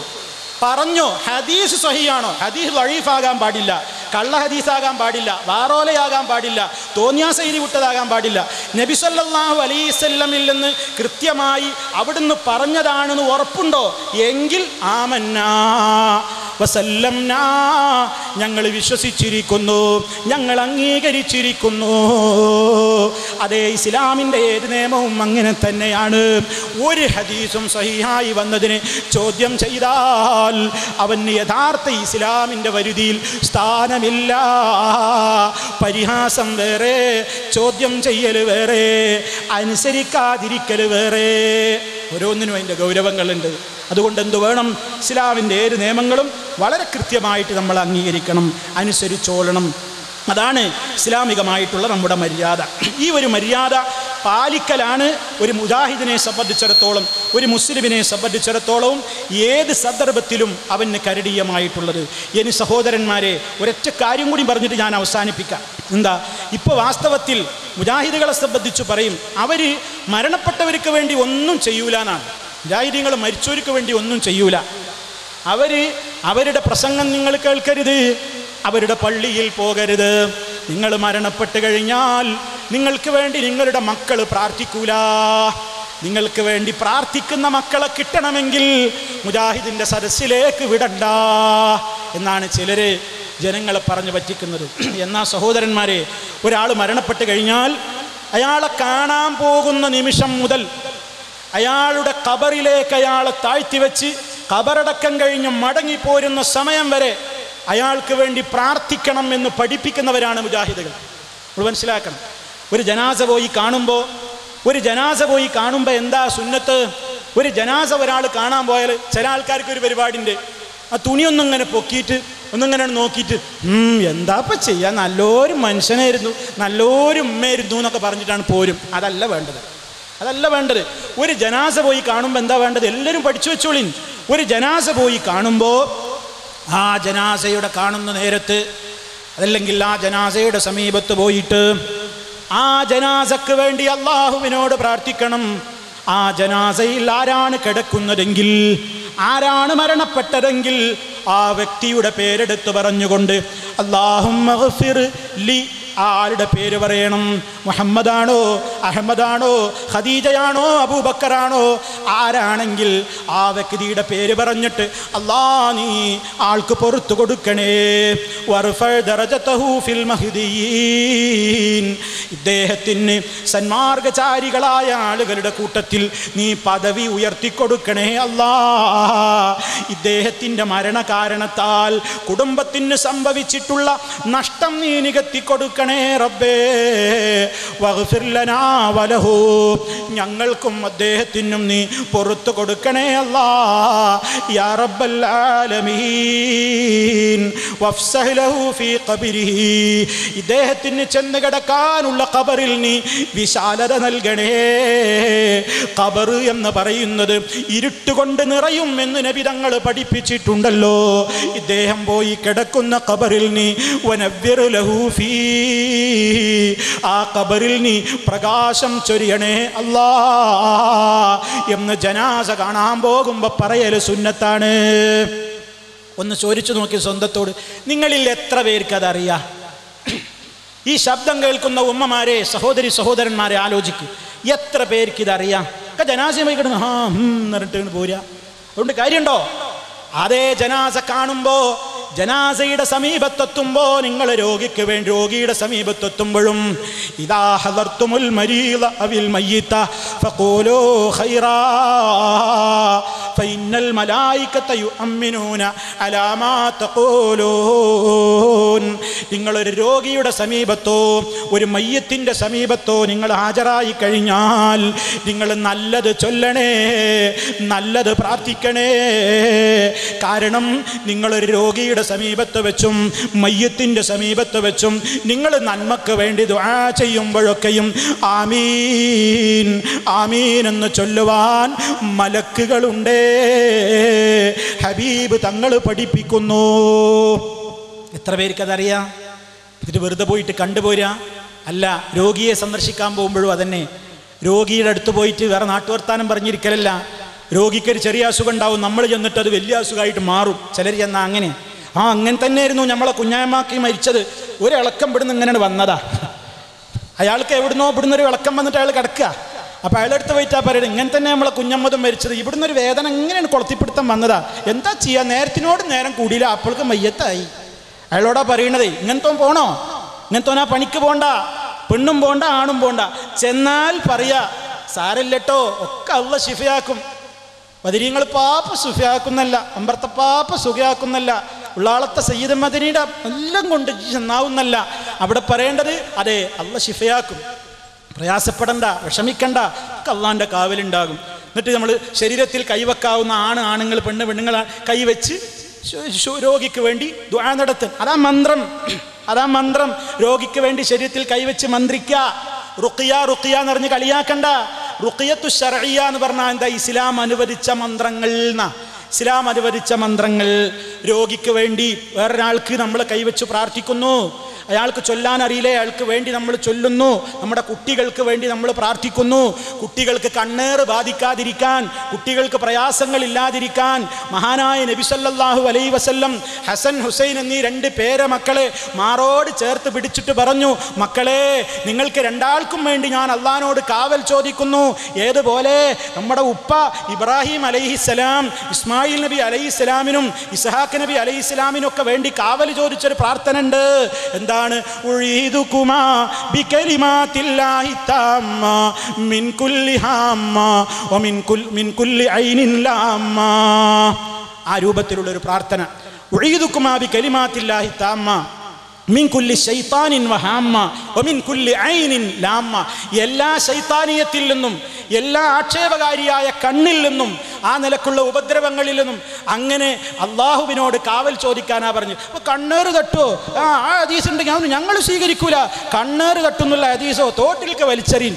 ഇവനെ പിടിച്ച് വലിച്ചെറിയാന്നല്ലാതെ അള്ളാഹിൻ്റെ റസൂല് പഠിപ്പിച്ചൊരു ഹദീസ് ഒരാൾക്ക് വലിച്ചെറിയാൻ പാടുണ്ടോ എന്ന് വിചാരിച്ച് കണ്ണേറാണോ എന്ന് പറഞ്ഞ് ബേജാറായിട്ട് കണ്ടതൊക്കെ കണ്ണേറാണ്. അതുകൊണ്ട് എന്ത് വേണം? കരിങ്കണ്ണാ നോക്ക്. വീട് കിട്ടുമ്പോൾ അവിടെ എഴുതി വെക്കുക, കരിങ്കണ്ണാ നോക്ക്. ഒരു കോലം നാട്ടുക പച്ചക്കറി തോട്ടത്തിൽ, ഇങ്ങനെ ഒരു സാരിയും ജാക്കറ്റൊക്കെ ഒടിപ്പിച്ചൊരു പെണ്ണിൻ്റെ കോലം, എന്നിട്ട് അതിലൊരു തല കമഴ്ത്തി വെച്ച് അതിന് ചുണ്ണാമ്പ് കൊണ്ട് കണ്ണും മൂക്കൊക്കെ വരച്ച് വെച്ച് കരിങ്കണ്ണാ നോക്ക്. ഇങ്ങനെയുള്ള പരിപാടിയൊന്നുമില്ല. ഇസ്ലാം പഠിപ്പിച്ച രൂപത്തിൽ അംഗീകൃതമായ കാര്യങ്ങൾ ചെയ്യുക. അതിനെന്തൊക്കെ ഹദീസുകൾ പറഞ്ഞോ അതൊക്കെ ഇസ്ലാമികമായ കാര്യങ്ങളാണ്. ഇല്ലാത്തതൊന്നും കൊണ്ടുവരാൻ പാടില്ല. അങ്ങനെ ഇസ്ലാം നിശ്ചയിച്ചിട്ടുള്ളതാണ് അങ്ങനെയുള്ള മന്ത്രങ്ങൾ. നമുക്കതാ രാത്രി ഉറങ്ങാൻ കിടക്കുമ്പോൾ സൂറത്തുൽ ഇഖ്ലാസ് മുഅവ്വദത്തൈനൊക്കെ നമ്മൾ ഓതുന്നില്ലേ, കൈകൊണ്ട് തടവുന്നില്ലേ, ഒക്കെ ചെയ്യാം. ആ രൂപത്തിലൊക്കെ ചെയ്യാം. പക്ഷേ ശരീരത്തിൽ ജിന്നു കൂടി എന്നും പറഞ്ഞുങ്ങാണ്ട് ഓനെ പിടിച്ച് അടിക്കാനും വിളക്കാനും നിൽക്കണ്ട. അതൊന്നും നബി സല്ലല്ലാഹു അലൈഹി വസല്ലം ഒരു ജിന്നിനെ അടിച്ച് വായിപ്പിച്ചിട്ടൊന്നുമില്ല. ആ നിലക്ക് അടിച്ചിളക്കി അവനോട് ഇങ്ങനെ ചോദ്യം ചോദിച്ച് അവൻ പറയണോക്കെ ഇങ്ങനെ കേട്ടിങ്ങനെ ആനന്ദിച്ച്, എന്താ എൻ്റെ പേര് ഗോപാലൻ, ഇപ്പോൾ എവിടുന്നാ വരുന്നത്, ഞാൻ എന്നോടത്തുനിന്നാണ് എന്നൊക്കെ പറഞ്ഞിട്ടുള്ള ആ സമ്പ്രദായമൊന്നും നബി സല്ലല്ലാഹു അലൈഹി വസല്ലം പഠിപ്പിച്ചിട്ടില്ല. ഒരാൾക്ക് ജിന്ന് ബാധിച്ചിട്ടുണ്ടോ നമുക്കറിയാനും കഴിയൂല. നമുക്ക് ചില നിഗമനങ്ങളൊക്കെ ചിലപ്പോൾ ഉണ്ടായി എന്ന് വരാം. ജിന്ന് ബാധിച്ചോ സിഹിർ ബാധിച്ചോ എന്നൊക്കെ അറിയാൻ അള്ളാഹുവിൻ്റെ റസൂൽ സല്ലല്ലാഹു അലൈഹി വസല്ലമിനെ ഉറപ്പിച്ചു പറയാൻ കഴിയുള്ളൂ. നമ്മൾക്ക് ചിലപ്പോൾ അങ്ങനെ സംശയിക്കപ്പെടുന്ന ആളുകളുണ്ടെങ്കിൽ ഇസ്ലാം പറഞ്ഞിട്ടുള്ള പരിശുദ്ധ ഖുർആനിലെയും ഹദീസിലെയും മന്ത്രങ്ങൾ മുഖേന നമുക്ക് ചികിത്സ നടത്താം. അതിലൊന്നും പരിധി വിടാൻ പാടില്ല. ഇസ്ലാം നിശ്ചയിച്ചതിനെ നിഷേധിക്കാനും പാടില്ല, ഇല്ലാത്തത് കൊണ്ടുവരാനും പാടില്ല. അപ്പം ഇസ്ലാം എന്ന് പറയുമ്പോൾ മന്ത്രത്തിനെതിരാണ്, അതിനെതിരാണ്, ഇതിനെതിരാണ് ഇതിനെതിരാണെന്നൊന്നും ആരും പറയണ്ട.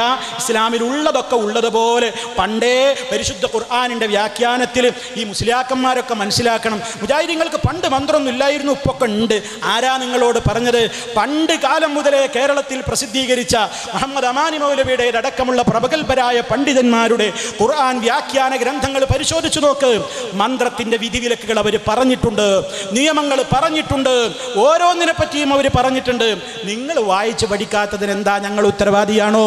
അപ്പം അതുകൊണ്ട് അന്നില്ലാത്തൊക്കെ ഇന്നുണ്ട് എന്നാരും പറയണ്ട, അന്നുള്ളതൊക്കെ ഇന്നുണ്ട്, അന്നില്ലാത്തതൊന്നും ആരും പുതിയത് കൊണ്ടുവരും വേണ്ട. ആ ഒരു പ്രത്യേകമായ കാഴ്ചപ്പാടാണ് ആ വിഷയത്തിലൊക്കെ മുജാഹിദുകൾക്കുള്ളത്. ശരി, അപ്പം മരണപ്പെട്ടവർക്ക് വേണ്ടി ഒന്നും ചെയ്യാത്ത ആളുകളാണ് മുജാഹിദുകൾ എന്നല്ലേ പറയുന്നത്? എന്നാൽ മുജാഹിദ് പ്രസ്ഥാനപത ജനങ്ങളെ പഠിപ്പിക്കുന്നു, ഈ രോഗിയുടെ അടുത്ത് പോയാൽ ദുആ ചെയ്യണം, ജനാസയുടെ അരികിലെത്തിയാൽ ദുആ ചെയ്യണം. പിന്നെ മയ്യത്ത് നിസ്കാരല്ലേ, ദിക്ർ ചൊല്ലാൻ. ജനാസ കൊണ്ടുപോകുമ്പോൾ ദിക്ർ ചൊല്ലുന്നില്ല, അവർ മിണ്ടാതെയാണ് കൊണ്ടുപോകുന്നത്. ഇനിയിപ്പോൾ ഞങ്ങൾ എന്താ വേണ്ടത്? അള്ളാന്റെ റസൂൽ അങ്ങനെയല്ലേ പഠിപ്പിച്ചത്? സഹാബത്ത് ജനാസയുടെ പിന്നാലെ പോകുമ്പോൾ മൗനം പാലിച്ചു, പരലോക ചിന്തയോടുകൂടി ജനാസയുടെ പിന്നാലെ പോയി. അവർ ദിക്ർ കൊണ്ടോ ദുആ കൊണ്ടോ ശബ്ദമുയർത്തിയില്ല. അതാണ് മുജാഹിദുകളും സ്വീകരിക്കുന്നത്. മറിച്ചോ അവർക്ക് വേണ്ടി നിസ്കരിക്കുന്നില്ലേ? അവർക്ക് വേണ്ടിയുള്ള നിസ്കാരം വരെ തടഞ്ഞ മുസ്ലിയാക്കളാണ് പറയുന്നത് മുജാഹിദുകൾ മരണപ്പെട്ടവർക്ക് വേണ്ടി ഒന്നും ചെയ്യാത്തവരാണ്. സഹോദരിമാരെ, നിങ്ങൾക്കറിയാമോ നിങ്ങളെ എത്ര പേര് ജനാസ നിസ്കരിക്കാൻ അനുവദിക്കാറുണ്ട്? പല മഹല്ലുകളിലും സഹോദരിമാർക്ക് മയ്യത്ത് നിസ്കരിക്കാൻ അനുവാദം കിട്ടാറില്ല. കാന്തപുരത്തിന്റെ വലിയ മദ്ഹബൻ അതാ. കാന്തപുരം എന്താ പറയാറുള്ളത്?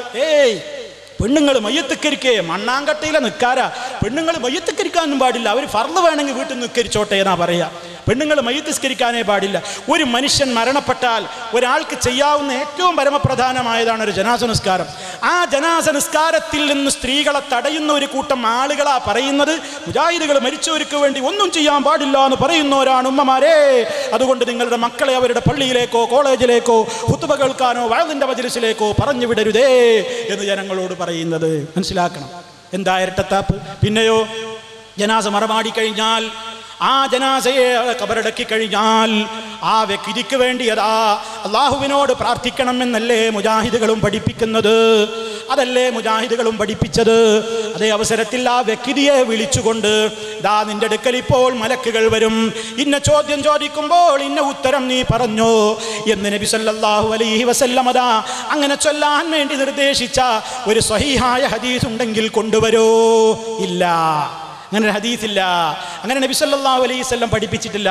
ഏതെങ്കിലും ഹദീസ് കൊണ്ടുവന്നാൽ പോരാ, സനദ് സ്വഹീഹാകണം. ഇപ്പം സനദ് എന്ന് പറഞ്ഞാൽ മൗലന്മാർക്ക് വലിയ അലർജിയാ. സനദോ? ആ സനദ്. കാരണം സനദില്ലാത്ത മുടിയും കൊണ്ട് നടന്നവരാ അവര്. ലോകൊട്ടാകെ നടന്നു മുടി. ഒരു മുടിക്കെട്ടിടം ഉണ്ടാക്കാൻ വേണ്ടി കോടികൾ പിരിച്ചു, കേരള യാത്ര നടത്തി, കോടികൾ സമ്പാദിച്ചു. സ്റ്റേജിൽ വെച്ച് ഇതാ മുടിപ്പള്ളിയുടെ മോഡലിൽ തറക്കല്ലിടുന്നു എന്ന് പറഞ്ഞ് സ്റ്റേജിൽ വെച്ചൊരു പള്ളിക്ക് തറക്കല്ലിട്ടു. എവിടെ ആ പള്ളി? എവിടെ പോയി ആ മുടിയമ്പലം? കാണാല്ല, മുടിയമ്പലം കാണാല്ല. നബി സല്ലല്ലാഹു അലൈഹി വസല്ലമിനെ നിന്ദിക്കുന്ന വർഗം ആരാണെന്ന് നിങ്ങൾ മനസ്സിലാക്കിക്കോ. അള്ളാന്റെ റസൂൽ എത്ര സുന്ദരനാണ്! നബി സല്ലല്ലാഹു അലൈഹി വസല്ലമിന്റെ സൗന്ദര്യം എത്രയാണ്! ആ നബി തങ്ങളെ സംബന്ധിച്ചാണ് ഈ വിഭാഗം പറയുന്നത്. 6 കൊല്ലം മുടിവെട്ടാതെ നടന്ന ആളാണ്. എന്തിനാ നമ്മുടെ നേതാവിൻ്റെ പേരിൽ ഈ നുണ പറഞ്ഞത്? ഇവരുണ്ട് അബൂദാബിയിൽ നിന്നൊരു വലിയ നീളം കെട്ട് കൊടുത്തിട്ട്, ഒരു മുടിക്കെട്ട്. അപ്പം അതിങ്ങനെ കണ്ടപ്പോൾ എല്ലാവർക്കും തോന്നി, ആഹാ അള്ളാൻ്റെ റസൂല്. ചില പെണ്ണുങ്ങൾ വരെ ചോദിച്ചു തുടങ്ങി, ഞങ്ങൾക്ക് കൂടി ഇങ്ങനത്തെ മുടി ഇല്ലല്ലോ, അള്ളാൻ്റെ റസൂൽ ഇതൊരു നീളാണ്. അതിങ്ങനെ റോട്ടിൽ കൂടെ പോകുമ്പോൾ ആലിൻ്റെ മരത്തിൽ നിന്നിങ്ങനെ ഇങ്ങനെ ഓരോ കമ്പുകൾ ഇങ്ങനെ അതിൻ്റെ വള്ളി തൂങ്ങിയതുപോലെ ഇങ്ങനെ മുടിക്കെട്ട്. അപ്പോൾ അവർ പറഞ്ഞ് അള്ളാൻ്റെ റസൂലിൻ്റെ മുടി എന്ന് പറഞ്ഞാൽ നിങ്ങളെ മുടിമായിരുന്നല്ല, ഓരോ ദിവസം കഴിയുന്തോറും 2.7 1.7 മുതൽ 2.9 വരെ നീളുന്നുണ്ട് സെൻറ്റിമീറ്റർ. അല്ല കണക്കാ, മൂലന്മാർ പഠിച്ച കണക്കാ, വളരെ കൃത്യമായിട്ടല്ലേ. അപ്പോൾ സാധാരണക്കാരോട് ഈ 1.7 മുതൽ 2.9 എന്നൊക്കെ പറഞ്ഞ ഈ ആൾക്കാരാണ് വിശ്വസിക്കുമല്ലോ. എന്താ കാരണം? നുണ പറയുകയാണെങ്കിൽ മൂലർക്ക് ഒരു 10-20 സെൻറ്റിമീറ്റർ എന്നാണ് പറഞ്ഞാൽ പോലെ. ഇത്ര കൃത്യം പറയുമ്പോൾ എന്തെങ്കിലും ഇല്ലാതെ പറയുമോന്നാ. അതന്നെ ഇബ്ലീസിൻ്റെ വഞ്ചന. വളരെ കറക്റ്റായിട്ടാണ് പറയുക. അങ്ങനെ പറഞ്ഞപ്പോൾ അങ്ങനെ ആ ആൾക്കാർ ചോദിച്ചു, അത് ശരി അങ്ങനെ നീളുമല്ലേ? ആ നീളും. അപ്പോൾ ഒരാൾ ചോദിച്ചു, അല്ല മൗലിയരെ, എന്നാൽ പിന്നെ നീളങ്ങനെ ഒരുപാടല്ല വേണ്ടത്, ഇത് പനങ്കൊലമായൊരു വലിയ കെട്ടാണല്ലോ കാണുന്നത്, അതെങ്ങനെ? അപ്പം പറഞ്ഞു, നീളുന്ന മുത്തുനബിയുടെ മുടി വളരുക മാത്രമല്ല പിളരുകയും ചെയ്യും. അപ്പം അങ്ങനെ പിളരും. അത് ഇങ്ങനെ എന്നും പിളരുക. ഇന്ന് പോയി നോക്കുമ്പോൾ 4 മുടിയാണെങ്കിൽ നാളെ പോയി തുറന്നു നോക്കിയാൽ 8 മുടിയാണ്. കാന്തപുരം ഉസ്താദ് മർക്കസിലുള്ള മുടി പോയിട്ട് തുറന്നു നോക്കുമ്പോൾ ഇണച്ചം പൊട്ടിയിരിക്കുന്നു. എന്താ ഇണച്ചം പൊട്ടുക? ഇതിങ്ങനെ ശാഖോപശാഖകളായിട്ട് ഇങ്ങനെ ഇണക്കം പൊട്ടിയിരിക്കുന്നു. കള്ളത്തരം അള്ളാന്റെ റസൂലിന്റെ പേരിൽ പറഞ്ഞു. എന്നിട്ട് നബിതങ്ങളുടെ മുടി ഒരു ചിത്രത്തിൽ വെച്ച് നോക്കിയാൽ താഴ്ത്തുക്കെത്തും. അത്ര വലിയ മുടിക്കെട്ട്. നബി സല്ലല്ലാഹു അലൈഹി വസല്ലമിനെ നിന്ദിക്കാൻ. ഇതിലപ്പുറം ഞങ്ങൾ പഠിച്ച നേതാവിന് അങ്ങനെ ഒരു മുടിയില്ല. ഞങ്ങൾ പഠിച്ച നേതാവ് ആരാന്നറിയോ? ഞങ്ങളെ നേതാവിന്റെ മുഖത്ത് നോക്കിയിട്ട് ഹസ്സാൻ റളിയല്ലാഹു അൻഹു ഒരിക്കൽ 2 വരി പാട്ട് പാടി. വഅജ്മലു മിൻക ലം തറഖത്തു ഐനി വഅഫ്ളലു മിൻക ലം തലിദിൻ നിസാഉ ഖുലിഖത മുബറഅൻ മിൻ കുല്ലി ഐബി കഅന്നക ഖദ് ഖുലിഖത കമാ തശാഉ. ഓ നബിയേ, അങ്ങയെപ്പോലെ സുന്ദരനായ ഒരാളെയും ഒരു ഉമ്മയും പെറ്റിട്ടില്ല. അങ്ങയേക്കാൾ സൗന്ദര്യവാനായ ഒരാളെയും ഒരു ഉമ്മയും പ്രസവിച്ചിട്ടില്ല. അങ്ങയേക്കാൾ സുന്ദരനായ ഒരാളെയും ഈ കണ്ണ് വേറെ കണ്ടിട്ടില്ല. അങ്ങനത്തെ നബിതങ്ങളെ കുറിച്ചാണ് മുലയന്മാര് പറയണത്. 6 കൊല്ലം മുടി വെട്ടാതെ നബിതങ്ങൾ ഇരുന്നു. എന്നിട്ട് പുറത്തിറങ്ങി അങ്ങനെ ഉണ്ടാവുന്നു. അപ്പൊ ഏപ്പിക്കാരോട് ഈക്കക്കാര് ചോദിച്ചു എങ്ങനെ എത്ര ഉണ്ടായി? അപ്പൊ അവര് പറയണ് ഈക്കക്കാരുടെ മൂലയന്മാരെ പിടിച്ചിട്ട് ഒരു റൂമിൽ 6 കൊല്ലം മുടിവെട്ടാൻ അയക്കാതെ പിടിച്ചിട്ടിട്ട് പുറത്തേക്ക് ഉണ്ടാക്കിയ എങ്ങനെ ഉണ്ടാവുന്നു? അതുപോലെ ഉണ്ടാവുന്നു. എത്ര മോശമായിട്ടാ പറയുന്നത്. ഇവരാണിപ്പോൾ അള്ളാന്റെ റസൂലിനെ മുജാഹിദീങ്ങൾ നിന്ദിക്കുന്നു എന്ന് പറയുന്നത്. ഞങ്ങളെ നേതാവിൻ്റെതല്ലാത്ത ഒരു സാധനം ഞങ്ങളെ നേതാവിൻ്റെതാന്ന് പറഞ്ഞു കൊണ്ടു നടന്നിട്ടില്ല. നബി സല്ലല്ലാഹു അലൈഹി വസല്ലമിന്റെ മുടിക്ക് പ്രത്യേകതല്ലേ? ഉണ്ട്. വിയർപ്പിന് പ്രത്യേകത ഉണ്ടായിരുന്നില്ലേ? ഉണ്ട്. അവിടുത്തെ ശരീരത്തിലെ വസ്ത്രത്തിന് പ്രത്യേകത ഉണ്ടായിരുന്നില്ലേ? ഉണ്ട്. പക്ഷെ ആ സാധനം ഒന്നും കിട്ടാനില്ല. അത് കഴിഞ്ഞു. അതില്ലെന്ന് നിങ്ങൾ ആ പേരും പറഞ്ഞിട്ട് പുതിയത് കൊണ്ടുവരിക.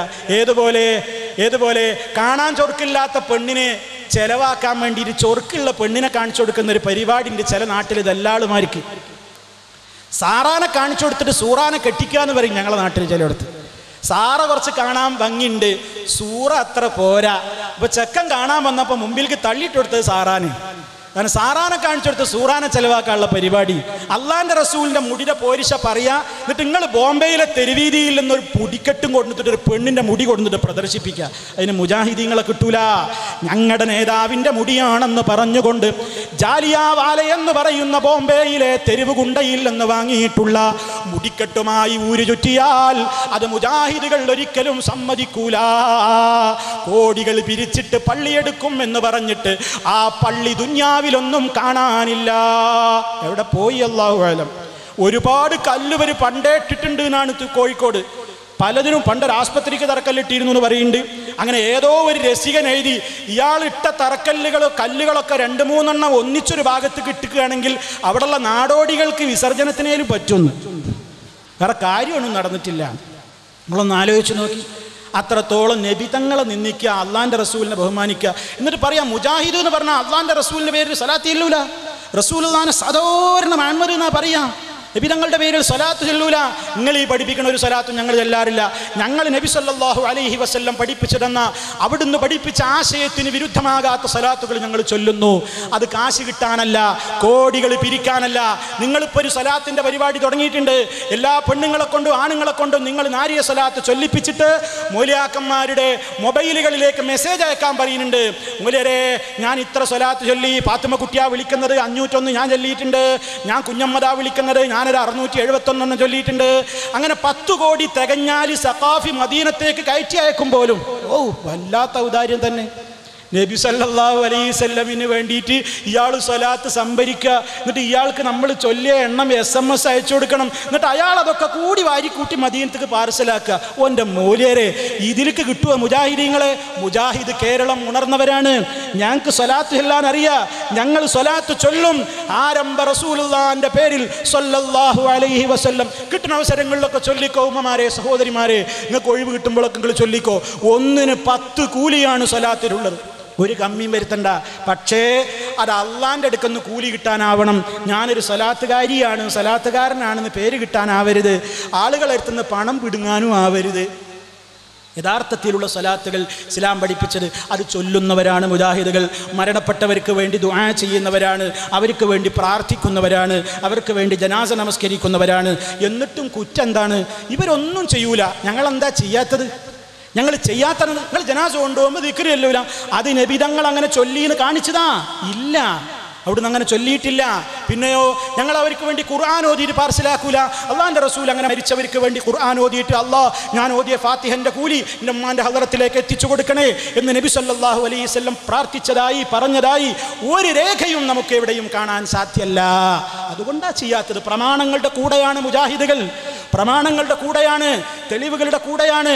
അതാണ് ഇസ്ലാഹി പ്രസ്ഥാനത്തിൻ്റെ പ്രത്യേകത. തെറ്റിദ്ധരിക്കരുത്. നിങ്ങൾ ശരിക്കും മനസ്സിലാക്കണം എന്നാണ് എനിക്ക് എൻ്റെ ഉപ്പമാരോടും ഉമ്മമാരോടും സഹോദരങ്ങളോടൊക്കെ പറയാനുള്ളത്.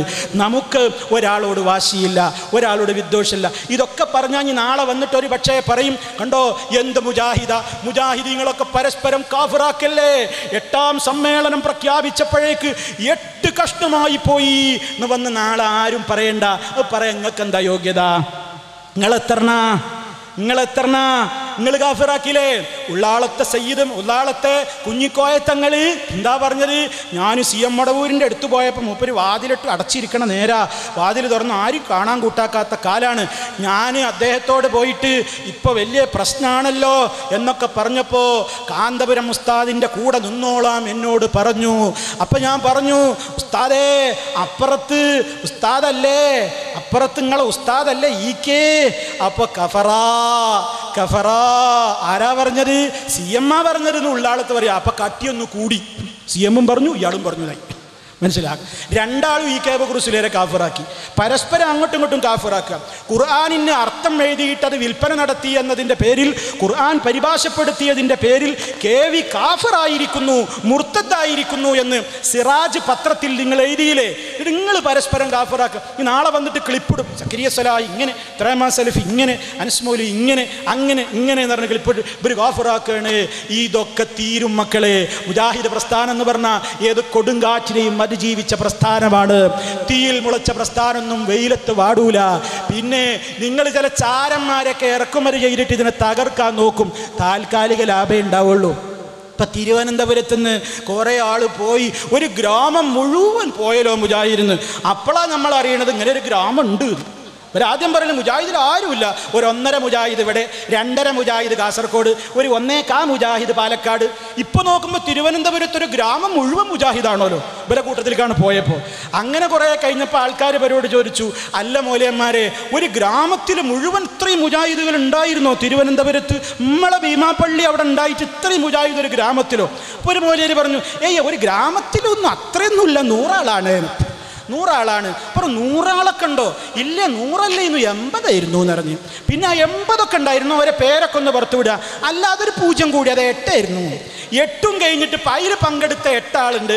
ആ 8 ആളായിട്ട് പത്രസമ്മേളനം നടത്തിയപ്പോൾ അയാൾ പറയണം, ഞാനൊന്നും അറിയില്ല, എന്നെ അവിടെ കൊടുന്ന് ഇരുത്തിയപ്പോൾ ഞാൻ അവിടെ ഇരുന്നു എന്നല്ലാതെ എനിക്ക് ഈ വക പരിപാടിയൊന്നും അറിയില്ലായിരുന്നു എന്ന് അയാൾ.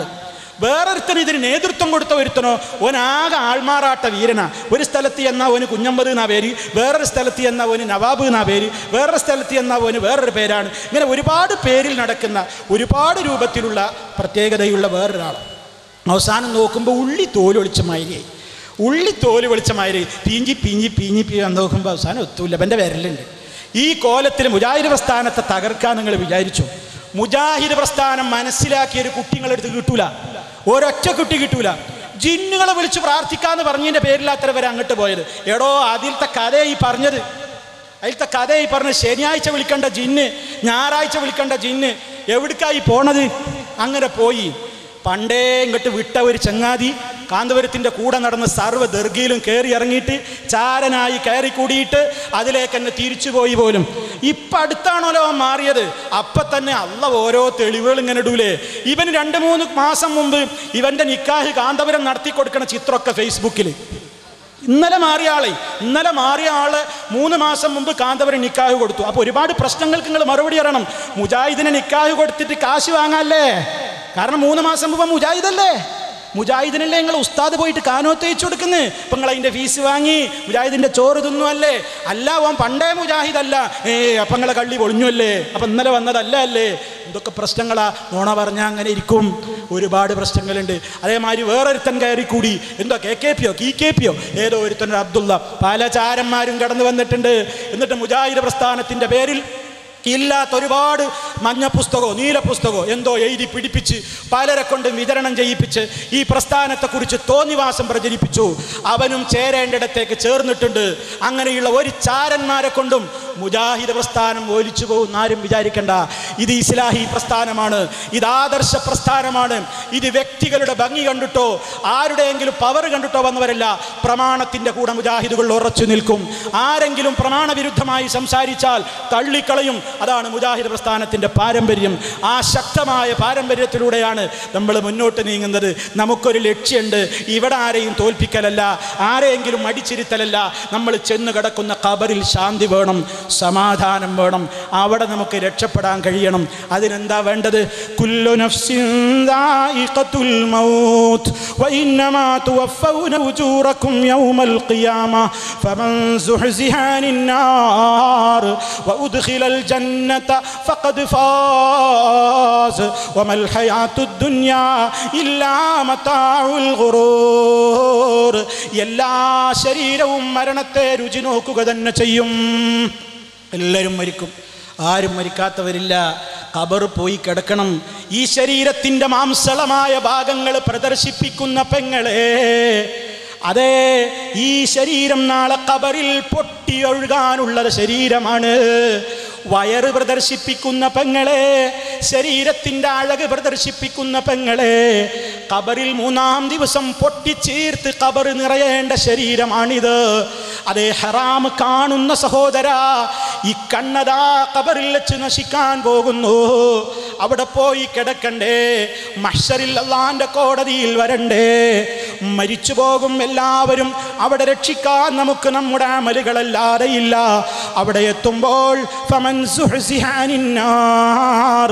നരകത്തിയിൽ നിന്ന് ആര് അകറ്റപ്പെട്ടുവോ, വഉദ്ഖിലൽ ജന്ന, സ്വർഗത്തിൽ ആര് പ്രവേശിപ്പിക്കപ്പെടുകയും ചെയ്തുവോ, ഫഖദ് ഫാസ്, തീർച്ചയായും അവൻ വിജയിച്ചിരിക്കുന്നു. അതിന് വിരുദ്ധമായ നിലക്ക് ദുന്യാവിൻ്റെ പളവളപ്പ് കണ്ടിട്ട് ദുന്യാവിന് പ്രാധാന്യം കൊടുത്തിട്ട് ആഖിറം മറക്കണ്ട. കാരണം വമൽ ഹയാത്തുദ് ദുനിയാ ഇല്ലാ മതാഉൽ ഗുറൂർ. ഈ ലോക ജീവിതം എന്ന് പറയുന്നത് വഞ്ചിക്കുന്ന ചരക്കല്ലാതെ മറ്റൊന്നുമല്ല. നമ്മളെ വഞ്ചിക്കും, നമ്മെ പരലോകത്തിൽ നിന്ന് അകറ്റും, നമ്മെ നരകത്തിലേക്ക് കൊണ്ടുപോകും. അതുകൊണ്ട് എന്ത് വേണം? ഞാൻ നേരത്തെ പറഞ്ഞതുപോലെ അല്ലാഹ് സന്മാർഗം നമുക്ക് പഠിപ്പിച്ചു തന്നിട്ടുണ്ട്.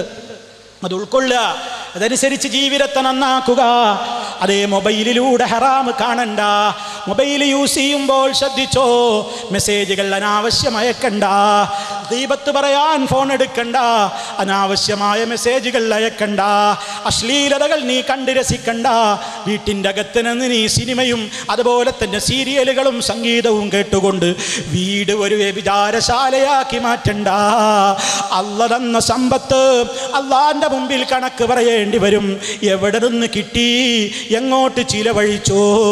അതുകൊണ്ട് ഇസ്ലാമിൻ്റെ നിയമങ്ങൾ പാലിച്ചോളണം. കുടുംബാന്തരീക്ഷം സമാധാനം വേണോ? വീടുകളിൽ നിങ്ങൾ ഖുർആൻ ഓദിക്കോ. സൂറത്തുൽ ബഖറ നിത്യവും നിങ്ങളുടെ വീട്ടിൽ നിന്ന് ഒരായത്തെങ്കിലും നിങ്ങൾ പാരായണം ചെയ്തോ.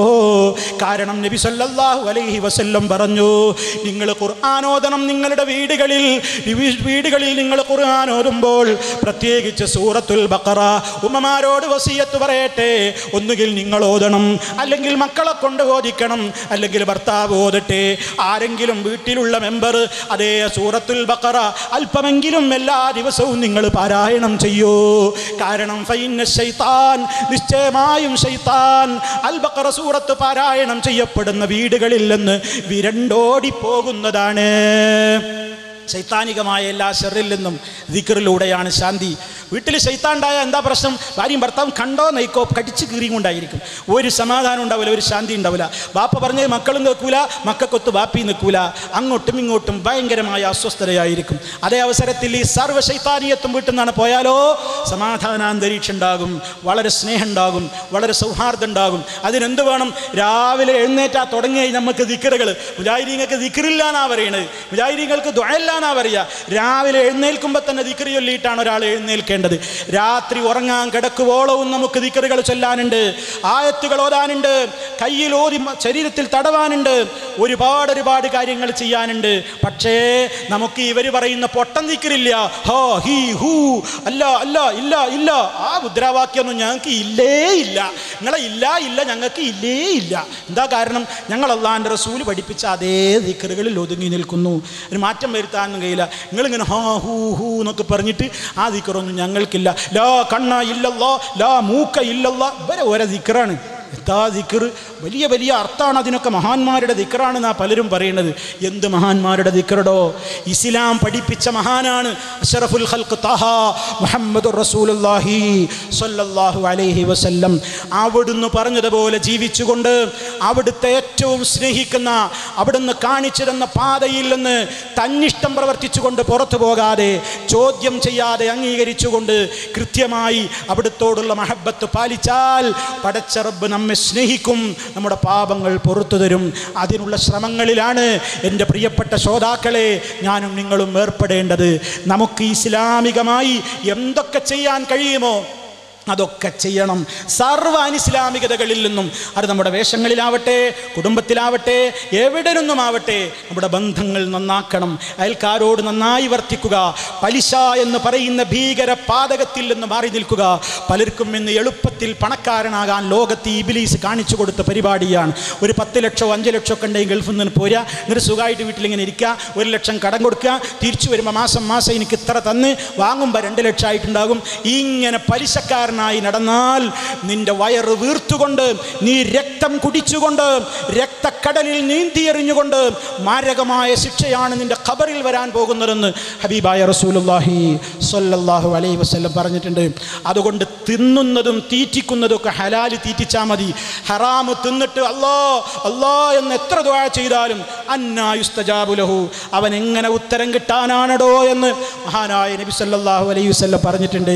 നമ്മൾ ദുആ ഇരുന്ന ഉത്തരം കിട്ടണമെന്നുണ്ടെങ്കിൽ വയറ്റിൻ്റെ അകത്തേക്ക് ഇറക്കുന്നത് ഹലാലായിരിക്കണം, ഉടുക്കുന്നത് ഹലാലിലൂടെ വാങ്ങിയ പൈസയായിരിക്കണം, താമസിക്കുന്ന വീട് ഹലാലിലൂടെ എടുത്തതായിരിക്കണം.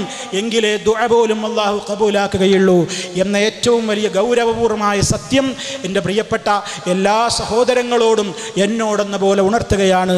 ഇനി ഞാൻ അധികം സംസാരിക്കുന്നില്ല. സർവശക്തനായ നാഥൻ നമുക്കെല്ലാ വിധത്തിലുള്ള എല്ലാ രൂപത്തിലുള്ള സഹായങ്ങളും നമുക്ക് ചെയ്തു തരുമാറാകട്ടെ. ഇസ്ലാമിനെക്കുറിച്ച് നിങ്ങൾക്ക് കൂടുതൽ പഠിക്കാൻ, മനസ്സിലാക്കാൻ പ്രിയമുള്ളവരെ ഒരു കാര്യം നാം ചെയ്യേണ്ടതുണ്ട്. മഹത്തായ സംസ്ഥാന സമ്മേളനം കോഴിക്കോട് ഡിസംബർ അവസാന ദിവസങ്ങളിൽ നടക്കാൻ പോകുന്നുണ്ട്. നിങ്ങളെല്ലാം ആ സമ്മേളനത്തിൽ പങ്കെടുക്കണം. വ്യത്യസ്ത വിഷയങ്ങളും കാര്യങ്ങളുമൊക്കെ നിങ്ങൾ പഠിച്ച് മനസ്സിലാക്കി ഈ പ്രസ്ഥാനത്തെക്കുറിച്ച് ആരെന്തു പറയുമ്പോഴും അതിൻ്റെ വസ്തുനിഷ്ഠമായ യാഥാർത്ഥ്യത്തെ വ്യക്തമായി അന്വേഷിച്ചറിഞ്ഞുകൊണ്ടല്ലാതെ ഒരു വഞ്ചകൻ്റെയും ഒരു ചാരൻ്റെയും കെണിയിൽപ്പെടാതെ ആദർശത്തെ ആദർശമായി തന്നെ കാത്തുസൂക്ഷിക്കുന്ന നല്ലവരായ ആളുകളിൽ ഉൾപ്പെട്ടുകൊണ്ട് മുന്നോട്ട് പോവുക. സർവശക്തനായ നാഥൻ നമ്മുടെ മുഴുവൻ പണ്ഡിതന്മാർക്കും പ്രബോധകന്മാർക്കും ആഫിയത്തുള്ള ദീർഘായുസ് നൽകിക്കൊണ്ട് അനുഗ്രഹിക്കുമാറാകട്ടെ. എല്ലാവിധത്തിലുള്ള പ്രയാസങ്ങളിൽ നിന്നും അള്ളാഹു നമ്മെ കാത്തുരക്ഷിക്കുമാറാകട്ടെ. ഒരുപാട് ആളുകൾ സഹോദരങ്ങളെ ഈ അടുത്ത ദിവസങ്ങളിലായി മരണപ്പെട്ടു പോയിട്ടുണ്ട്. നമുക്കറിയാം, നമ്മുടെ ഒരു സഹോദരൻ തിരുവനന്തപുരത്ത് വെച്ച് വാഹനാപകടത്തിൽ ജാബിർ കായക്കൊടി, അദ്ദേഹം ഏതാനും ദിവസം മുമ്പ് മരണപ്പെട്ടു പോയി. അദ്ദേഹത്തിൻ്റെ ഖബർ അള്ളാഹു സന്തോഷത്തിലാക്കി കൊടുക്കുമാറാകട്ടെ. അതുപോലെ തന്നെ സഹോദരങ്ങളെ, തൗഹീദി പ്രബോധന രംഗത്തുണ്ടായിരുന്ന നമ്മുടെ ഒരു പണ്ഡിതൻ മോയിൻകുട്ടി മദനി, അദ്ദേഹം ഇന്ന് മരണപ്പെട്ടതായി വിവരം ലഭിച്ചിട്ടുണ്ട്. അദ്ദേഹത്തിന് അള്ളാഹു റബ്ബുൽ ആലമീൻ മഗ്ഫിറത്തും മർഹമത്തും നൽകി ആദരിക്കുമാറാകട്ടെ. അദ്ദേഹത്തിൻ്റെയും നമ്മുടെയും പാപങ്ങൾ അള്ളാഹു പുറത്ത് സന്തോഷത്തോടെ അവൻ്റെ സ്വർഗ്ഗലോകത്ത് ഒരുമിച്ച് ചേർക്കുമാറാകട്ടെ. ഒരുപാട് പണ്ഡിതന്മാരും നേതാക്കളും പ്രവർത്തകന്മാരും അവരുടെ മാതാപിതാക്കളും പലരും എത്രയോ ആളുകൾ രോഗശയ്യയിലാണ്. ദുആ ചെയ്യാൻ വേണ്ടി വസിയത്ത് പറഞ്ഞവരുണ്ട്. അല്ലാഹു എല്ലാവരുടെയും രോഗത്തെ ശിഫയാക്കി കൊടുക്കുമാറാകട്ടെ. മാരകമായ രോഗങ്ങളിൽ നിന്ന്, സഹിക്കാനാവാത്ത വേദനകളിൽ നിന്ന്, പരീക്ഷണങ്ങളിൽ നിന്ന് അല്ലാഹു നമ്മയും നമ്മുടെ മക്കളെയും എല്ലാവരെയും കാത്തു രക്ഷിക്കുമാറാകട്ടെ. ഈമാനോടുകൂടി അല്ലാഹു നമ്മെ മരിപ്പിക്കുമാറാകട്ടെ. നമ്മിൽ നിന്ന് മരണപ്പെട്ടു പോയവരുടെ ഖബറിടം അല്ലാഹു സന്തോഷത്തിലാക്കി കൊടുക്കുമാറാകട്ടെ. അവരുടെ ഖബറിൽ അല്ലാഹു പ്രകാശം ചൊരിയുമാറാകട്ടെ. നമ്മയും അവരെയും അല്ലാഹു അവൻ്റെ സ്വർഗ്ഗലോകത്ത് ഒരുമിച്ച് ചേർക്കുമാറാകട്ടെ. അല്ലാഹുവേ, സത്യത്തിൻ്റെ ഈ സന്ദേശം ഏത് കാലത്തും പ്രസരിപ്പിക്കുവാനും പ്രകാശിപ്പിക്കുവാനുമുള്ള എല്ലാവിധത്തിലുള്ള സഹായങ്ങളും നീ ഞങ്ങൾക്കെല്ലാം നൽകി നീ ഞങ്ങളെ യഥാർത്ഥമായ നിലക്ക് നീ സഹായിക്കണേ, അനുഗ്രഹിക്കണേ നാഥ. اللهم ربنا تقبل منا إنك أنت السميع العليم وتب علينا إنك أنت التواب الرحيم واغفر لنا إنك أنت الغفور الرحيم. اللهم توفنا مسلمين وألحقنا بالصالحين. اللهم صل على محمد وعلى آل محمد. والسلام عليكم ورحمة الله وبركاته.